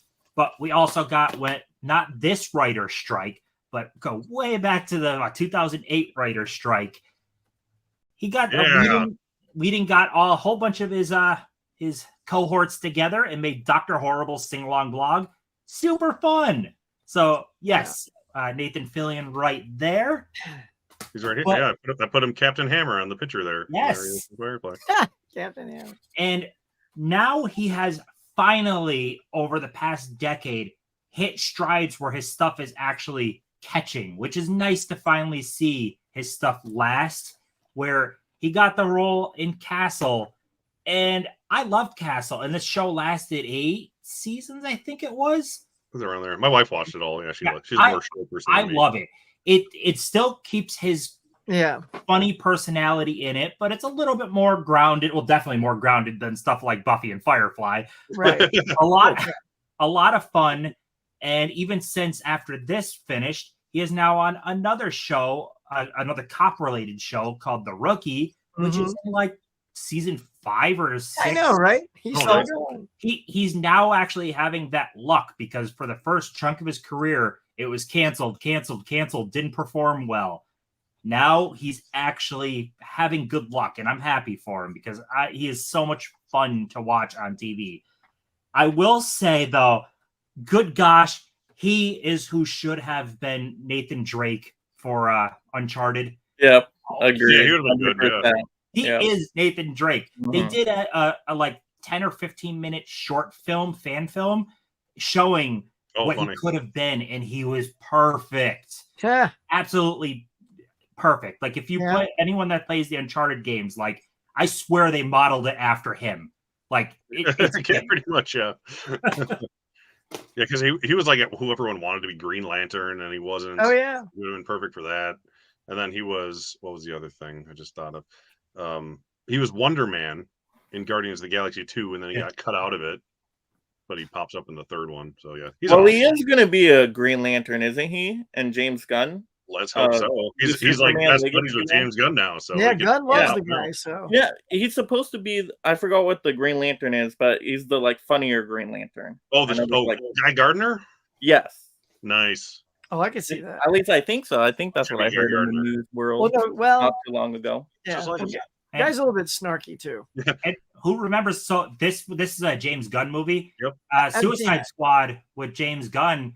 He had Nathan Fillion had a couple minutes in the very beginning beach landing. Yeah, he was in that in a small little role. I know. And he's in Guardians 2 and 3, I think, or he's in all 3 of them, I think. to an extent. Yeah, he's like a CGI monster in the first one. He's Wonder Man in the second one, and then he's in the third one on that like fleshy planet. He's hilarious. Yeah, he's like the security guy. Yeah, he's so funny in that movie for like 2 He's minutes. good. So if you want him in a movie, then James Gunn has to direct it then. Pretty much. Yeah. Either Joss Whedon, who we don't talk about anymore. Well, yeah. It's all James Gunn now. Joss Whedon is He's canceled. He's done being canceled. He was canceled. Now James Gunn's okay again. Yeah. They flip-flopped. I don't know if there's coming back for Whedon. Ugh. Yeah, it's tough. Separate the artist from the person. And also Nathan Fillion was in White Noise 2, which features the original one, has an amazing actor who we may all know. And Huck, who is that person? Well, it's funny you should give us that segue. I know, right? None of that, me. The cult actor I'm going with is Michael Keaton. Hit us with that graphic. Bam. And of course, I'm talking right out of the gate when he came out with Night Shift. Of course, a little Henry Winkler sig right there.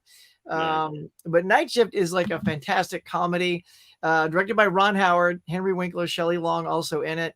And he was so memorable. Talk about, hitting that definition where it was like, niche plot, quotable and rewatchable. This film is that in spades. And this is another film that I was hinting at the beginning, which is it did well. It did about 21 million when it came out back in 82. Yeah. But then like just kind of vanished from pop culture and then kind of has this like resurgence that, now people talk about Night Shift as this great thing. And same with like Michael Keaton when he's like talking about prostitution and he's trying to break the word down. And he's like, okay, let's break it down. Pros doesn't mean anything. Then he scratches out. And he goes, tit. Well, I think we know what that is. Tit. Then he gets to two tits. Yeah. And then shun, to say no, nuh-uh. Doesn't belong in this word either. So it basically just crosses out most of the word except tit and two. So like Keaton is he's so good in this thing. And then, so listen to this. So after Night Shift, this is where the trajectory, and I kind of miss sort of the early days of Keaton and like Tom Hanks when the comedy was really prominent. He went into Mr. Mom right after that, Johnny Dangerously, Gung Ho, right? Just one after another. And then shortly after that, he gets Beetlejuice. And Beetlejuice is like so phenomenal. It's like one of my favorite Tim Burton films. And it's just surprising it didn't get like sequel after that. So you get all this comedy stuff. And then his career starts to take a different twist because he gets Clean and Sober after that. Have you guys seen Clean and Sober? I haven't, no. He is amazing. That's why people were talking Oscar at the time. And again, it's so hard for the Academy to understand. Okay, Keaton just did a great job, but you can't get over the fact that he was a comedian first. So, let's not nominate him yet. Maybe it's a fluke. Or you do because he just blew you away. Right. But then, and then, because Burton used him in Beetlejuice, saw him in that, he cast him next up for Batman. And then the trajectory from there starts to change quite a bit. He got into Pacific Heights, where he was this wicked like tenant at this place with Melanie Griffith and Matthew Modine. That was awesome. That's an out of print Blu-ray I wish was still, accessible. You get to The Paper, where his buddy Ron Howard, who directed him in Night Shift, is back directing that. And then you get like Speechless and Multiplicity with a whole bunch of it, Jackie Brown. But then after that, he kind of starts to fade out a little bit, although there was Jack Frost. You remember Jack Frost? Oh, I do.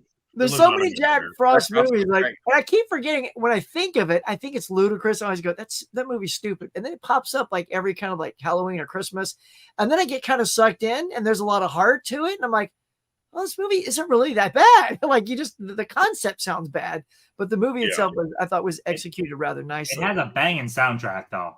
Really, right? It's really good. Yeah, because he was a singer in a band, right? Yeah, exactly. Yeah. And then like he kind of fades out for a while, but then he comes back like swinging with Birdman, right? He comes back and Birdman again. I thought he should have won for that. Like I know he's up against Eddie Redmayne for playing Stephen Hawkins, but Birdman was so good, and it's like this one of these one long take kind of movies. And he played the founder of the McDonald's, Vulture in Spider-Man. What else is and then of course he comes in The Flash, and he's the most talked about thing in The Flash over The Flash. Right. So Spotlight also. I'm like, don't forget Spotlight. Yeah, exactly. Spotlight's So that's what I just love about Keaton is he's endured. He's kind of he's stuck around even when he's kind of fading out. He's stuck around long enough to not vanish altogether.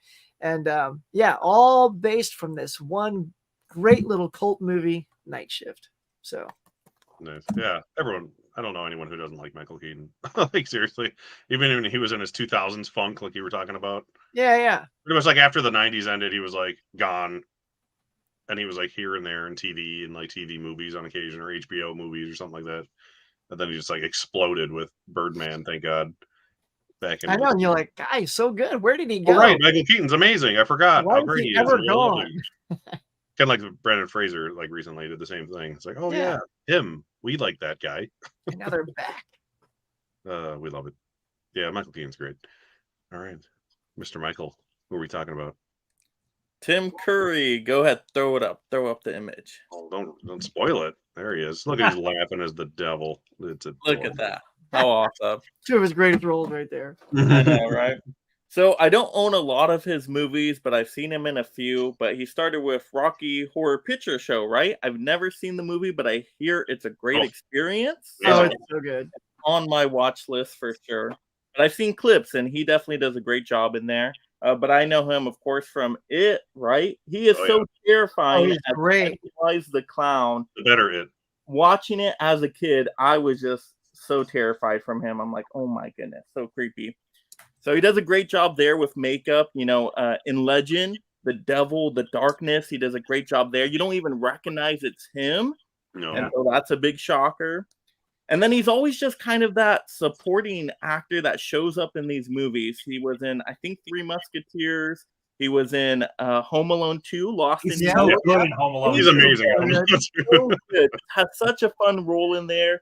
Plays off of Rob Schneider. Great in that hotel. So awesome role. But he's always kind of that supporting actor. I don't think, has he ever been like a main lead actor in a movie? You guys let me know, but I don't think so. He's mostly supporting, you know. The closest is probably Rocky Horror, honestly. Clue. You could Clue, argue. yeah, he's sort of the lead in Clue, And but that's like such an ensemble piece he's too. fantastic in that, yeah.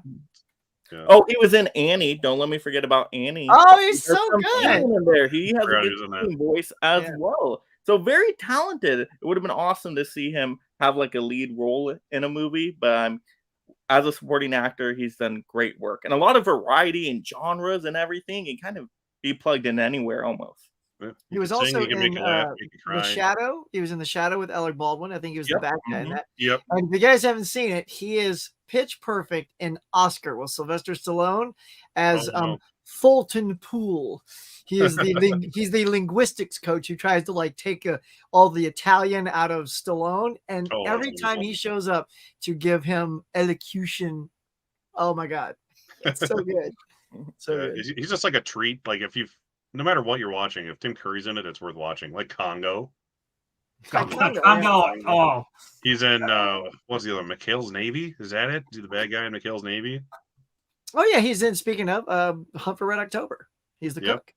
He's just it's like he's doing us a favor by showing up in anything. That's right. He makes. makes. I said the same thing about Paul Rubens. He's like he just did us a favor when he showed up in a movie. Same thing goes for Tim Curry. Oh, I love him. But yeah, Rocky Horror Picture Show. I watched it for this, even though I didn't need to. I've seen it 100 times. Mike, please watch Rocky Horror Picture Show. I doubt you'll like it, but you need to watch it. I doubt you'll like it. But I really don't think you're going to enjoy that. It's a weird movie all by itself. If you grew up with the nostalgia around it, it's fun to watch because you remember that. Yeah. But literally jumping into the film all by itself, it might not be. But great. Do you think though? Mike goes to the theaters all the time. That would be an interesting experience doing one of the theater shows. Yeah, if you could, I heard about those. It'd be more fun, probably. Do a midnight show or something. Yeah, we used to have a cinema around here in LA called the New Art Theater every midnight. And I saw at least probably 6 different midnight screenings of that. And the actors get up in front of the screen and they do it note for note and yell the lines. And once I got that that's what it was supposed to be, first time I saw it, I didn't know you're supposed to yell at the screen. I swear to God. And I'm like, could you guys shut up? Like, I know people were yelling at the screen. I'm like, these people are assholes, like all night. And then like somebody's like, dude, like this is what you're supposed to do. I'm like, had no concept that was a thing. So I had to go back, and as soon as I went back the second time and embraced that, it was like the greatest theater experience. Yeah, I wish I need to see that in theaters, but I grew up with it because my mom and my sister were obsessed with it. So I had to watch it vicariously through them, constantly watching it. So I hated it. It's kind of like Grease. Yeah. They'd always watch this and Grease. Watch it. So I'm like, I don't ever want to watch those movies ever again. And then all of a sudden, when I was like 20 years old, I was watching it on cable Right. at like 2 a.m. And then like, I'm like, oh yeah, this. Oh, I love it now. It's just like something clicked like towards the end of the movie, and I just fell in love with it. So if you watch it and you don't like it, watch it for another 20 years, Mike, and you might like it. And if you do like it, then the music really is great. It Like, is if fantastic. you like the movie, then the music, like, it's one of my favorite soundtracks. Love it. Yes, Meatloaf is the best. He was always my favorite. Even as a kid, I liked the Meatloaf. Oh yeah, it's Meatloaf. Oh, that reminds me. He was also in a Scary Movie too, wasn't he? Yes. I feel like he was. The best of the scary movies, as I say. All right. Yeah, I'm going a different direction. No pun intended. I'm picking at a director who started in cult films, very much so, and is now an three-time Oscar-winning filmmaker, Mr. Peter Jackson. Look at him. He's holding his Oscar. He's eating somebody's brains, and he's some sort of pirate creature that was cut out of Return of the King. He looks like a Klingon. Yep, he does really. So he started off with, like I said, Bad Taste. Look at that lenticular. It's flicking you off and all that. There's one I didn't pull for the DVD thing, just so I could show it tonight. Anchor Bay. They do a good job. He plays 2 parts in this movie. One of them is named Derek. That's not the reason I like it. I just think it's funny. And he's also one of an aliens. And this movie is about aliens that come to Earth to harvest humans as food for their fast food chain. That's what Bad Taste is about. Their fast food chain. I did not like this movie the first time I saw it. Like, it's cheap as hell, and you can tell. And I still didn't like it. Just, I don't know, I thought it was kind of boring, but it grew on me, and I love this movie now. And then he followed this up with Dead Alive, which is probably his most famous older film that he did. It is literally the bloodiest movie ever made. I think it's still in the record books as the bloodiest movie ever because of that lawnmower scene at the end. He did Meet the Feebles. He hit it big a little bit when he got nominated for an Oscar for the film he did with Kate Winslet for his screenplay, Beautiful Creatures. Is that the name of it? Beautiful Creatures, yeah. That's a solid movie. It's nothing like Bad Taste or Dead Alive. It's a very dramatic film about 2 girls who create like a fantasy world of their own. And then he did The Frighteners, which I saw in theaters, and I loved The Frighteners. And because of The Frighteners, thank film history that New Line Home Cinema gave him $300 million to make the Lord of the Rings movies. And I remember seeing when this was coming out, was this Return of the King? I just figured I'd grab that one. Since it's It's his Oscar winner. His 3-time Oscar-winning film. They were like, watching his old films, like, we're giving this guy $300 million to make Lord of the Rings. Like, they couldn't believe themselves that what they were about to do. And he made the best thing that ever happened to film since Star Wars, probably. Yeah. From a technical standpoint. Pretty great. And I've finally been rewatching these on 4K like last week. So good. Oh my so God. good. They're so good. Tim, watch them. They're so good. Come on. I watched the first one. You'll probably like it more as you go. Fantasy guy, you know, we know. I'm not a fantasy guy either, but I love me some Lord of the Rings. And after that, he did King Kong, which I really like. A lot of people crap on this King Kong. I actually really enjoy it. That's my favorite one. It's a little longer than it needs to be, especially the extended cut, because he likes his extended They should cut. just start at the island. You know? Right. Yeah. I think It's they half paced an it hour. exactly how he wanted for the theatrical cut. And then it's like, let's add 40 minutes. I'm like, no, it's fine. 3 hours is good. Thanks. But going back, like, watch Lord of the Rings and then watch Bad Taste, and you can see where he came from. He did all this stuff himself. He baked these masks in his kitchen to make this movie over the course of several years with his friends. It started out as like a 15-minute silent short movie and became a feature-length cult classic. What? That's And I hilarious. love it so much. And yeah, as we'll get into it later, it needs some high-grade treatment. But I love me some Peter Jackson, and I really wish he would just go back and make a horror movie like that. Because my favorite, as much as I love The Lord of the Rings, I just want to see another Dead Alive and Bad Taste come out of them at some point, and that would be so much more fun. I want another 90-minute schlock fest of practical effects and gore that cost $300 million to make. That's what I want. I will say it also, I got shit on a lot, but I liked Lovely Bones. It's fine. Yeah. I thought it was okay. It was disappointing, but it's not bad or anything. I wish Ryan, he wouldn't have fired Ryan Gosling for gaining 60 pounds. Yeah, I would definitely, I'd swap Wahlberg for Gosling, but I still, I really like Cerise Ronan, though. She's excellent. And yeah, it's a good movie. Yeah, it's a solid film. Yeah. And the Hobbit trilogy, it's no Lord of the Rings, but it's fine. They were still good though. I liked them. The first two are good. Yeah. The third one I could never watch again and be okay with it, sadly. Well, I took the shortest book and dragged it out into 3 movies. I remember originally it was going to be 2 movies, and I remember that's a little left crazy. it too. And Guillermo del Toro was going to do it first, and then he dropped out, and then he ended up doing it, and he hasn't done anything since. So I was like, I just want Peter Jackson to go back to his roots. That would make me give us a horror movie. Yeah, it's a schlocky, low-budget horror movie. He just needs to do that for $100 million. For $300 million. Make a $300 million Bad Taste trilogy. That's what I want to see. Remake. Well, thanks for giving us a video, Adam. That's all I'm going to say. It's Tiana, #1 fan. Firefly needed more. Yeah, I still haven't even watched all of Firefly. I've seen like 2 orders of it, or 2. I haven't seen 1 episode yet. So. Yeah. I always watch like the first 2, and then I don't watch it for 10 years, and I'm like, oh right, Firefly exists, and then I go back and watch the first 2 episodes, and then I get bored of it, and then I go keep back. watching the same 2. Yeah, exactly. I was like, I just need to start on episode 3. You know what? Maybe that's why the network did that. It's so good, but it's also it leaves you wanting more, and there's so much potential there. I love Serenity, and it ties things up well enough, but damn it, I wish that show lasted more. Yeah. And I like the movie. Serenity was good, and I hadn't seen the show, and it was a solid movie still. It's got a great cast. So amen. Yeah, I could see it. Once you have it that way, I could understand that's it's funny because when you try to pop it in at home and you keep thinking of the experience and you look around and there's no one with you, it's like, oh, well, I guess I'll just have to like the music then, because you're not having the experience anymore, so you have to imagine it. Yeah. So either never do that, Mike, or only do that. Or I've never watched it in theaters. All right, Mike, call me. I'll come over. I'll be the guy yelling at you during the whole movie, or we'll do a watch along. We can do we can do a school live stream watch along. I'd watch That's the way to do it, actually. Yeah. We'll sing, and then Mike will leave. All right. So Dibs on Tim doing Frankenfurter, though. Yeah. I was going to be him for Halloween. I tried the costume on in the store, and it was not happening.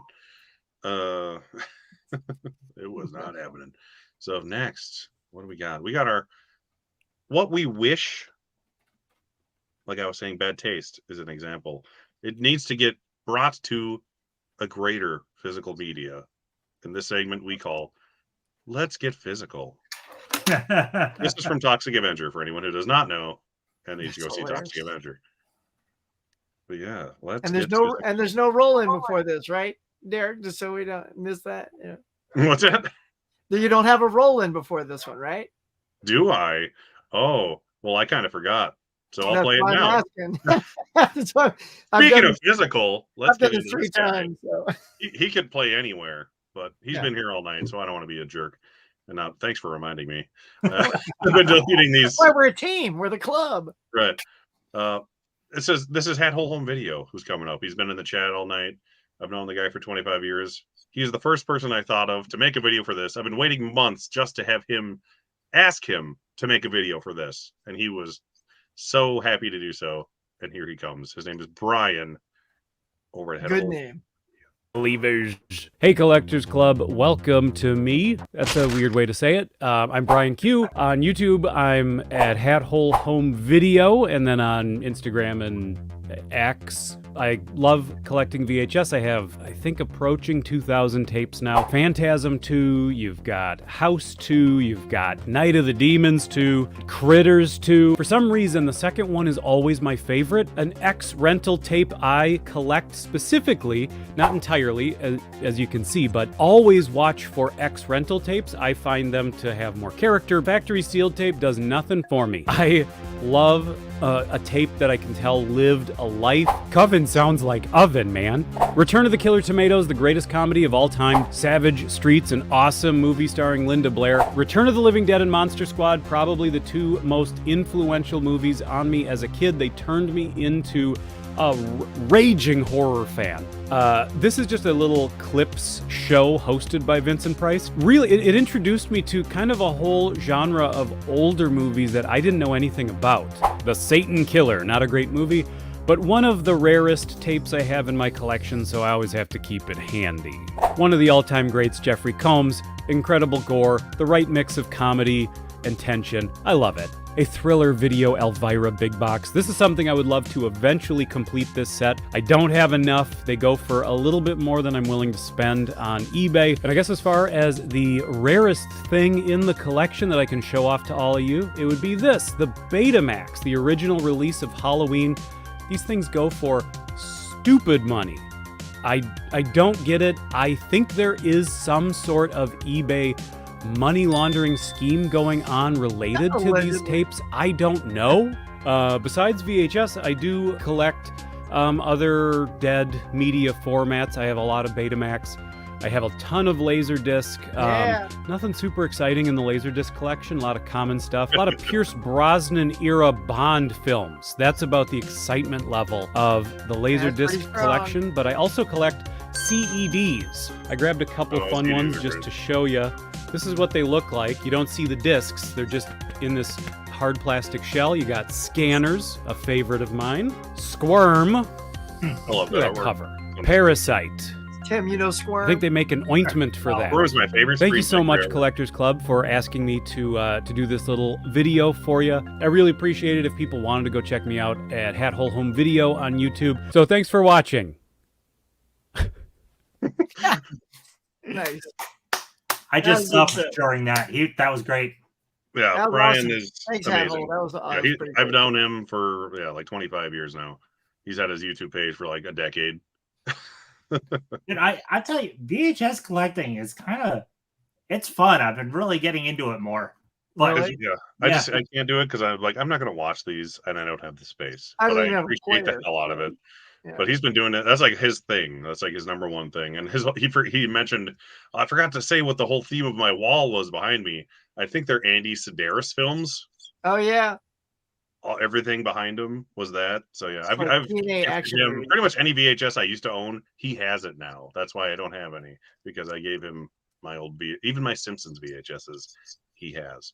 But yeah, he has an amazing collection of VHSs. And yeah, it's just nice to have him on here finally. He's like a person I've always said, like, why aren't you in this community already? All you do is collect horror movies 90% of the time. So I'm glad I got to introduce him finally. Like many of us do. Yeah, I'm like, you're like us, except you don't buy new 4Ks. Like, otherwise you're the same person. Essentially. That was a great video. Oh yeah. So hey, glad yeah, you remembered. physical, right? So, Mr. Timothy, what do you want to bring to a greater physical media? All right, so mine, I have VHS here too, which fits, but it's not so much a movie specifically as Disney Channel movies. I get forgotten about basically, and not just Disney Channel, but even the earlier stuff that played on AMC before Disney Channel, but stuff like this, and then even. This is not on any streaming. It has a DVD, which is absolute garbage, and there's nothing else. These don't have a DVD at all. And this goes for so much Disney Channel movies. Like, they either don't have something or they've got DVD at best, which is basically VHS quality. Like, the DVD is essentially just a rip of this. So, yeah, I don't expect anything because Disney is ass, but where's the love though? Tim? The show's sponsored by Disney, Tim. Don't say that. Yeah. I don't, because what I don't understand though is the whole push for, hey, we have Disney Plus, we put our stuff on Disney Plus, yet a lot of this stuff isn't even on Disney Plus. Right. So what do you just don't want to do anything with it, I guess? I don't get it, because nerds like me with the nostalgia for this stuff would buy it. So what do They you do? just want to make Tim mad. That's it. They could at least just put it on Disney Plus. Like, how hard is that?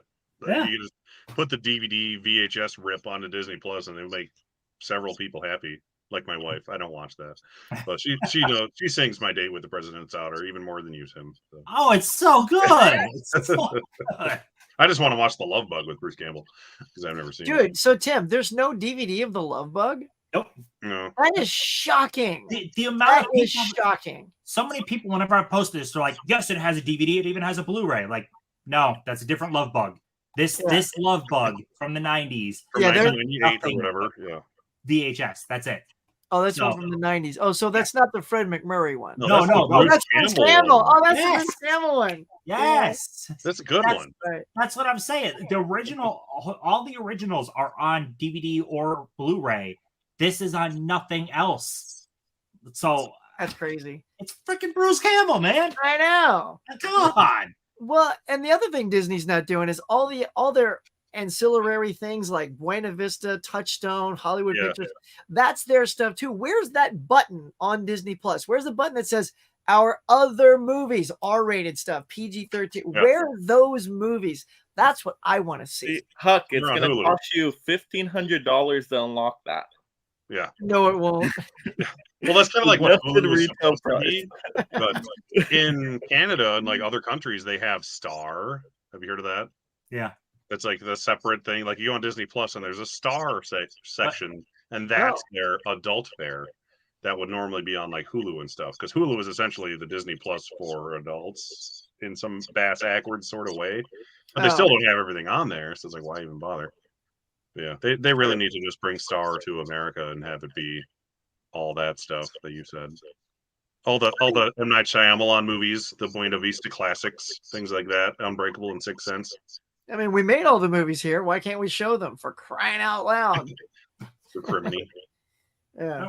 We're talking about the same company, though, that, WB has been doing it too, but their own stuff that they've paid to make for these stupid streaming services, and they're taking them down.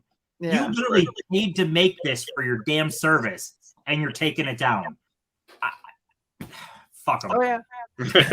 I know. I'm with you. Look, like there was on the airplane when I was coming back from our vacation, I'm like, you know what? I haven't seen that Grease thing, the pre thing to Grease that's on Paramount Plus, because I love Grease. Yeah. And I got sucked into the 2 episodes. They were cute. They weren't blowing me away like Grease, but I was like, I can't wait to get home and watch the rest of it. Came home and learned they had pulled it completely because it didn't make the numbers they wanted. I'm like, so leave it here. Like, what is getting rid of it do other than, well, now no one's ever gonna see it. They're never gonna see it. Didn't make the number, so let's make no one ever see it. Yeah. All right, let's keep this train moving. So, all right. So the film I would like to see upgraded to 4K. I'm a huge Monty Python fan, and we got Meaning of Life over this one, which is the Holy Grail. Like, I love this one. And I got several DVD versions, and there's a Blu-ray out there. But I want to see this get, like, the super treatment, Monty Python style, where it gets all the goodies and all that jazz that the 4K got. So, I kind of grew up with the Pythons, and this is my favorite Python movie. So the fact that, like, to me, when people think of Monty Python, they always tend to say the Holy Grail. Like, not a lot of people go, The Meaning of Life or The Life of Brian. Those kind of come out, but this always, I feel, is the one that people have heard of the most. Yeah. And it's not upgraded yet. So that would be the one I'd like to see. Definitely. I love it. Yeah, that's the one I grew up with. I forgot my collectible. I have a Holy Grail that you reminded me I had, and I forgot to grab it. But I could cheat. I have the Indiana Jones and the Last Crusade Grail. Oh yeah, well, it's like cartoony and looks like it is from the movie. It's fine. But that's. I would say. Good. I think Meaning of Life is honestly like potentially funnier in weird ways because it's so dark and odd. But the gateway Python has always been absolutely. Even my kid loves it, and he saw it when he was like 3.5 years old. So, Mike, what do you got for us? So, in general, comedies need to be upgraded to 4K, but of course, the American Pie franchise, how do you not have the first American Pie at least on 4K? I mean, American Pie became truly a cult classic. Everybody loves American Pie. It's the best raunchy comedy out there. But it's so funny, and you need it on 4K. You need to see these pies in the 4K sharpness, right? I need my pie in 4K, A y'all. couple of double meanings there. But yeah, definitely need to get this whole franchise, at least the core films, upgraded to 4K. Yeah. Very good. All right. I was just going to be lazy and go bad taste because Peter Jackson, all his movies, Dead Alive, that both need 4Ks. They've been rumored and they've never happened. But I want to share an experience with people. An experience that only Tim has gone through, and that is Things. It needs a Blu-ray. Oh, for God's sake. No, bring back bad taste. Made from Intervision, Get which that Vinegar outta Syndrome here. has released some of their things on Blu-ray. So please, release Things on Blu-ray at least, if not 4K. But more Bad honestly, news, Derek, I think it's old going back Peter down to Jackson movies, 3 Bad people. Taste and Dead Alive, desperately need the 4K or at least Yeah. Blu-ray treatment because Bad Taste was shot on like 16mm film. You can't do that much with that. I don't care who you are. Need some upgrades, but also Things. So, I'd say Toxic Avenger, but we're getting that, so I'm excited. You know, Things would be like a perfect Vinegar Syndrome type. Oh, exactly. Yeah, and they've done Intervision films before. Yeah, it would be perfect for it. And Vinegar releases lots of terrible movies, so why not? So why not a good terrible movie? It'll be another Vinegar Syndrome I'll never buy. Let's Instead go. of releasing a bad movie, release a film experience that is Things. Or don't. In a VSU magnetic class box. Yeah, 7 yeah, discs. So on and so forth. Oh, I can't wait to see it in your collection. I would, yeah. If it, Oh, I know you through would. Daryl, I want that on 4K. You're like day one, no discount. Let's go. Yeah. He would too. You got a slip Oh, box yeah. or a magnetic box, day one, no questions. Things.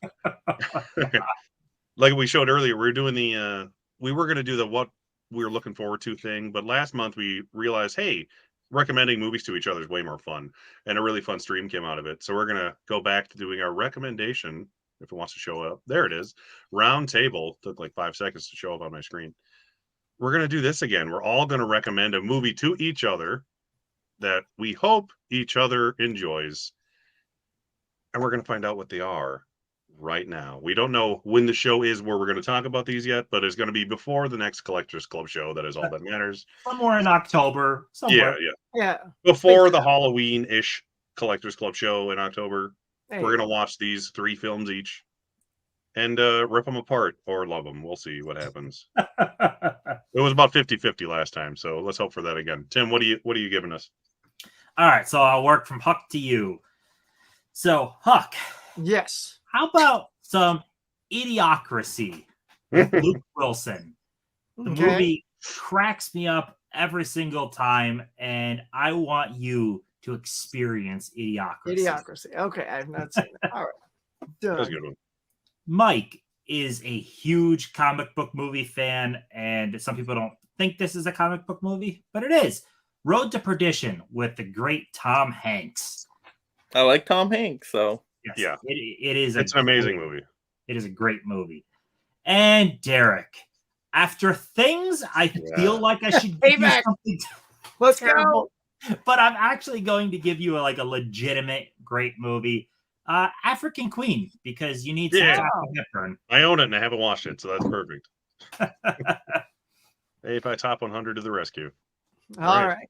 Huck, you go. All right. So I've thought about this. Now, Mike, you and I were big Hitchcock fans. And I know you've dove into him recently as well. Have you seen Lifeboat yet? Nope, haven't seen it. I just watched that a couple weeks ago. I did a little review on it. It was so good. I think you'll love it. I think it's a really fascinating thing. I won't tell you about it. Just yours is Lifeboat. You sold me with Hitchcock, so I'm ready. There you go. And Derek, let's see. Derek, as I always like to say. You do like your schlocky little horror things. I'm going to give you Crawl. Have you seen Crawl? I haven't. I know it's produced by Sam Raimi, so I'll at least watch it. Yeah, it's a big old gator croc thing stuck in a basement. It's pretty sweet. And then Tim, since I know you love Scorsese, I want to give you The King of Comedy. Yeah, that's been on my list for a long time, and I've never seen it. Haven't seen it yet? I hadn't seen it either. I literally just watched it a month ago. I'm like, my thing this year to myself was watch more Scorsese. So this is the first time I saw Hugo. This is the first time I saw King of Comedy. So when I saw that, I was kind of blown away. So yeah, I mean, I think you'll dig it. If it could live up to Hugo that first time watch, I adored it. So yeah. We're the only two people who like Hugo that much, Tim. Yeah, I'll just say, like, I was in it quicker with King of Comedy, because Hugo, I kind of kept waiting for it to kick in. Like, I'm like, isn't this movie about movies? And then it isn't until about an hour in that part of it kicks in. I'm like, oh, now here we go. Yeah, Hugo. And then it becomes even more great immediately. Yeah. Oh, okay. All right. Well, we'll see. There you go. All right, Mike. All right. So Tim, this is a movie I saw on an airplane, so I don't have it. But A Good Person. It's slow. It got Florence Pugh, and it's bad. I like how Tim loves slow. It is it's boring. It has actresses getting hate. It's slow is the first thing. It's slow. Yeah. If I'm going to recommend a boringish movie, it's going to Tim. So it's slow. It's boring, and I watched it on a plane. Tim bad. Pretty strong. like slower movies, so I'm telling you, it's right in Tim's wheelhouse. I love that. That's the first thing you said. It's slow. Slow. I know your taste. I know Tim's taste. And Tim's like, I'm all in. It's Florence Pugh's best performance, so you'll love it. Dang it, King of Comedy. All right, and then with Huck, we're gonna have Love and Monsters, one of the greatest films of all time. Oh yeah, you talked about that last time. I know you like your sci-fi, Huck, so you're gonna love this one. Okay. You also got the Yondu actor in it. I know you're a fan of Yondu. Michael And then, Rooker, you even have a Barbie actor. I think the little kid in it is in Barbie, if I remember correctly. But all right. visuals, you're gonna love it. Oh, good. All right. Yeah. All right. You hyped that up last time. And then I know Derek likes to screw with people sometimes. Does he? And does some bonkerness and bizarre recommendations. But this one is all that, but really good. So I think Derek will love Psycho Goreman. PG. It's so fun. It's entertaining. Blood, gore, total wildness. I can't wait to hear Derek's thoughts on it. This is going to be interesting to hear. It's been on my watch list for however long it's been out, and I just haven't gotten around to it. So thank you for that. Doing me a favor, everybody. Yeah. Making me watch movies I own / have been meaning to watch. All right. Right. Tim, I made you experience film with things. And I want to give you another experience. I won't say this is a bad movie. Like Things is just a so bad it's great movie. No. This is an experience in movies. Tetsuo, the Iron Man. Everyone look into this. I feel like I'm a target. Movie. Tetsuo, the Iron Man. Are these real movies, Derek? It is a foreign film. Where can you watch this? I watched it on Shudder a year or two ago. So subscribe to Shudder. Same place I saw Things, so if that helps. No, it does not. It is very short, so if that helps, there you go. Exact opposite. Yeah, it's one of those movies that it's like it's an experience in a different way that Things is an experience. Huck, this was my backup after Night of the Creeps last month. Brian De Palma's 70s rock opera classic, Phantom of the Paradise. It's the only one I actually own. I liked this a lot. It's got the lady from Suspiria in it. It has some cool songs, some good oneers, as we call it in the business. Some good long takes, some good split diopters that Brian De Palma does that I'm a fan of. So I think you'll at least get something out of it if you don't love it. Oh boy, and Mike, if it's anything like Things, I can't wait. Oh no, it's nothing is like Things. That's why it's so special. And you said you love coming of age films, like, and you hate Sam Rockwell in lead performances. We've learned because you watched Moon. So I'm going to give you a coming of age film with a great supporting Sam Rockwell performance in The Way Back, which is a great ensemble coming of age film that I enjoyed, that I know a few people who I'm personally friends with who freaking love the movie way more than I do. So I think it's up your alley and you're going to like it. And it's got Steve Carell at his most asshole. So it's fun to watch him be like the biggest piece of crap he's ever been in a movie. So that's yours. Way Back. I think you'll like it at least more than Moon. Now, does it make you cry? Because we know Mike loves to cry. He loves to cry at Collateral Beauty. So is he going to cry? I don't think it's a crier, but it's just a good coming of age movie. Okay. It's more relatable than most coming of age movies, I think personally. So I get it. So that's it. That's what we got tonight. Sound good. Tomorrow, happenstance, this worked out. Mike, what are you hosting? Let's just jump into it. Yeah, so we got an awesome Tim Burton filmography stream. We're going to be talking all Tim Burton films, literally every single one. So we got like 20 films to go through. We're also going to give our personal rankings. We're going to do a collector club ranking. And so that's going to be great to see everybody's list. Hot takes, everybody. I want some hot takes. I know I have a couple. Yeah. Let's just roll through the comments one more time because I feel like I always ignore them when I don't mean to. Fish, thank you for showing up. Fish. He's always here. Adam loves it. He loves whatever it was I was referring to, probably about things because he likes them. He likes his things. Is that it? So before I forget to say it, I put them in alphabetical order just by coincidental. I want to thank Adam, Brian, Chris, and David. How did that work out? Isn't that funny? For giving me amazing guest videos. Too many amazing guest videos. I had to cut this stuff down from like an hour of content to fit on this show. Go to their pages, like, subscribe, buy stuff from both of them who have stores. They're amazing. I'm not even just saying that because they're on here. They legitimately have great stores. Go online, check the descriptions, etc. So as far as this goes, yeah, that is the Collectors Club. Does anyone else have anything coming up they want to promote besides Tamari? No, I'm dropping more duo lists, so just like be on the lookout for those. Play along if you want. They're fun. They're quick and easy. If you want to add content to your channel, doing a duo thing is super easy and super quick. I have God, I got to get more videos out. I've been doing a lot of work around the house, and I haven't been able to get to much lately. I can hear it. Like the room is still a disaster. Like it's looking better. It's looking better, but it's just it's been a mess. And then for me, I got videos dropping every day. So if you love physical media content, you are covered all this week. Tomorrow, Amazon deal video in the morning. So if you want to save yourself some money while you collect some amazing physical media, stop by and watch the video. All right. And of course, Tim Burton streams tomorrow. Of course. And I went to Spirit today for the first time in what seems like forever. So I'll finally have a pretty short Spirit Halloween video tomorrow. I'll show you what I got. It's awesome. Huck has it already, so you know. Oh, I bet I know what it is. Yeah, you know what it is. Other than that, on the 14th of October, I will 100% be hosting a Friday the 13th franchise focus stream, as I call it, which is sort of like the Tim Burton one we're doing, where we watch every single film in the franchise and rank it. And I have guests lined up. I haven't cemented them in yet, but Mike, you are one of them. I will say that. Hey. And it'll be fun. So yeah, why not Friday the 13th? Because everyone's busy that night. So I'm doing Saturday the 14th instead at 9 p.m. Eastern Standard Time. We're going to go through the franchise. I'm going to make everyone angry about which ones are my favorite because they're nobody else's favorite. That's what I have planned.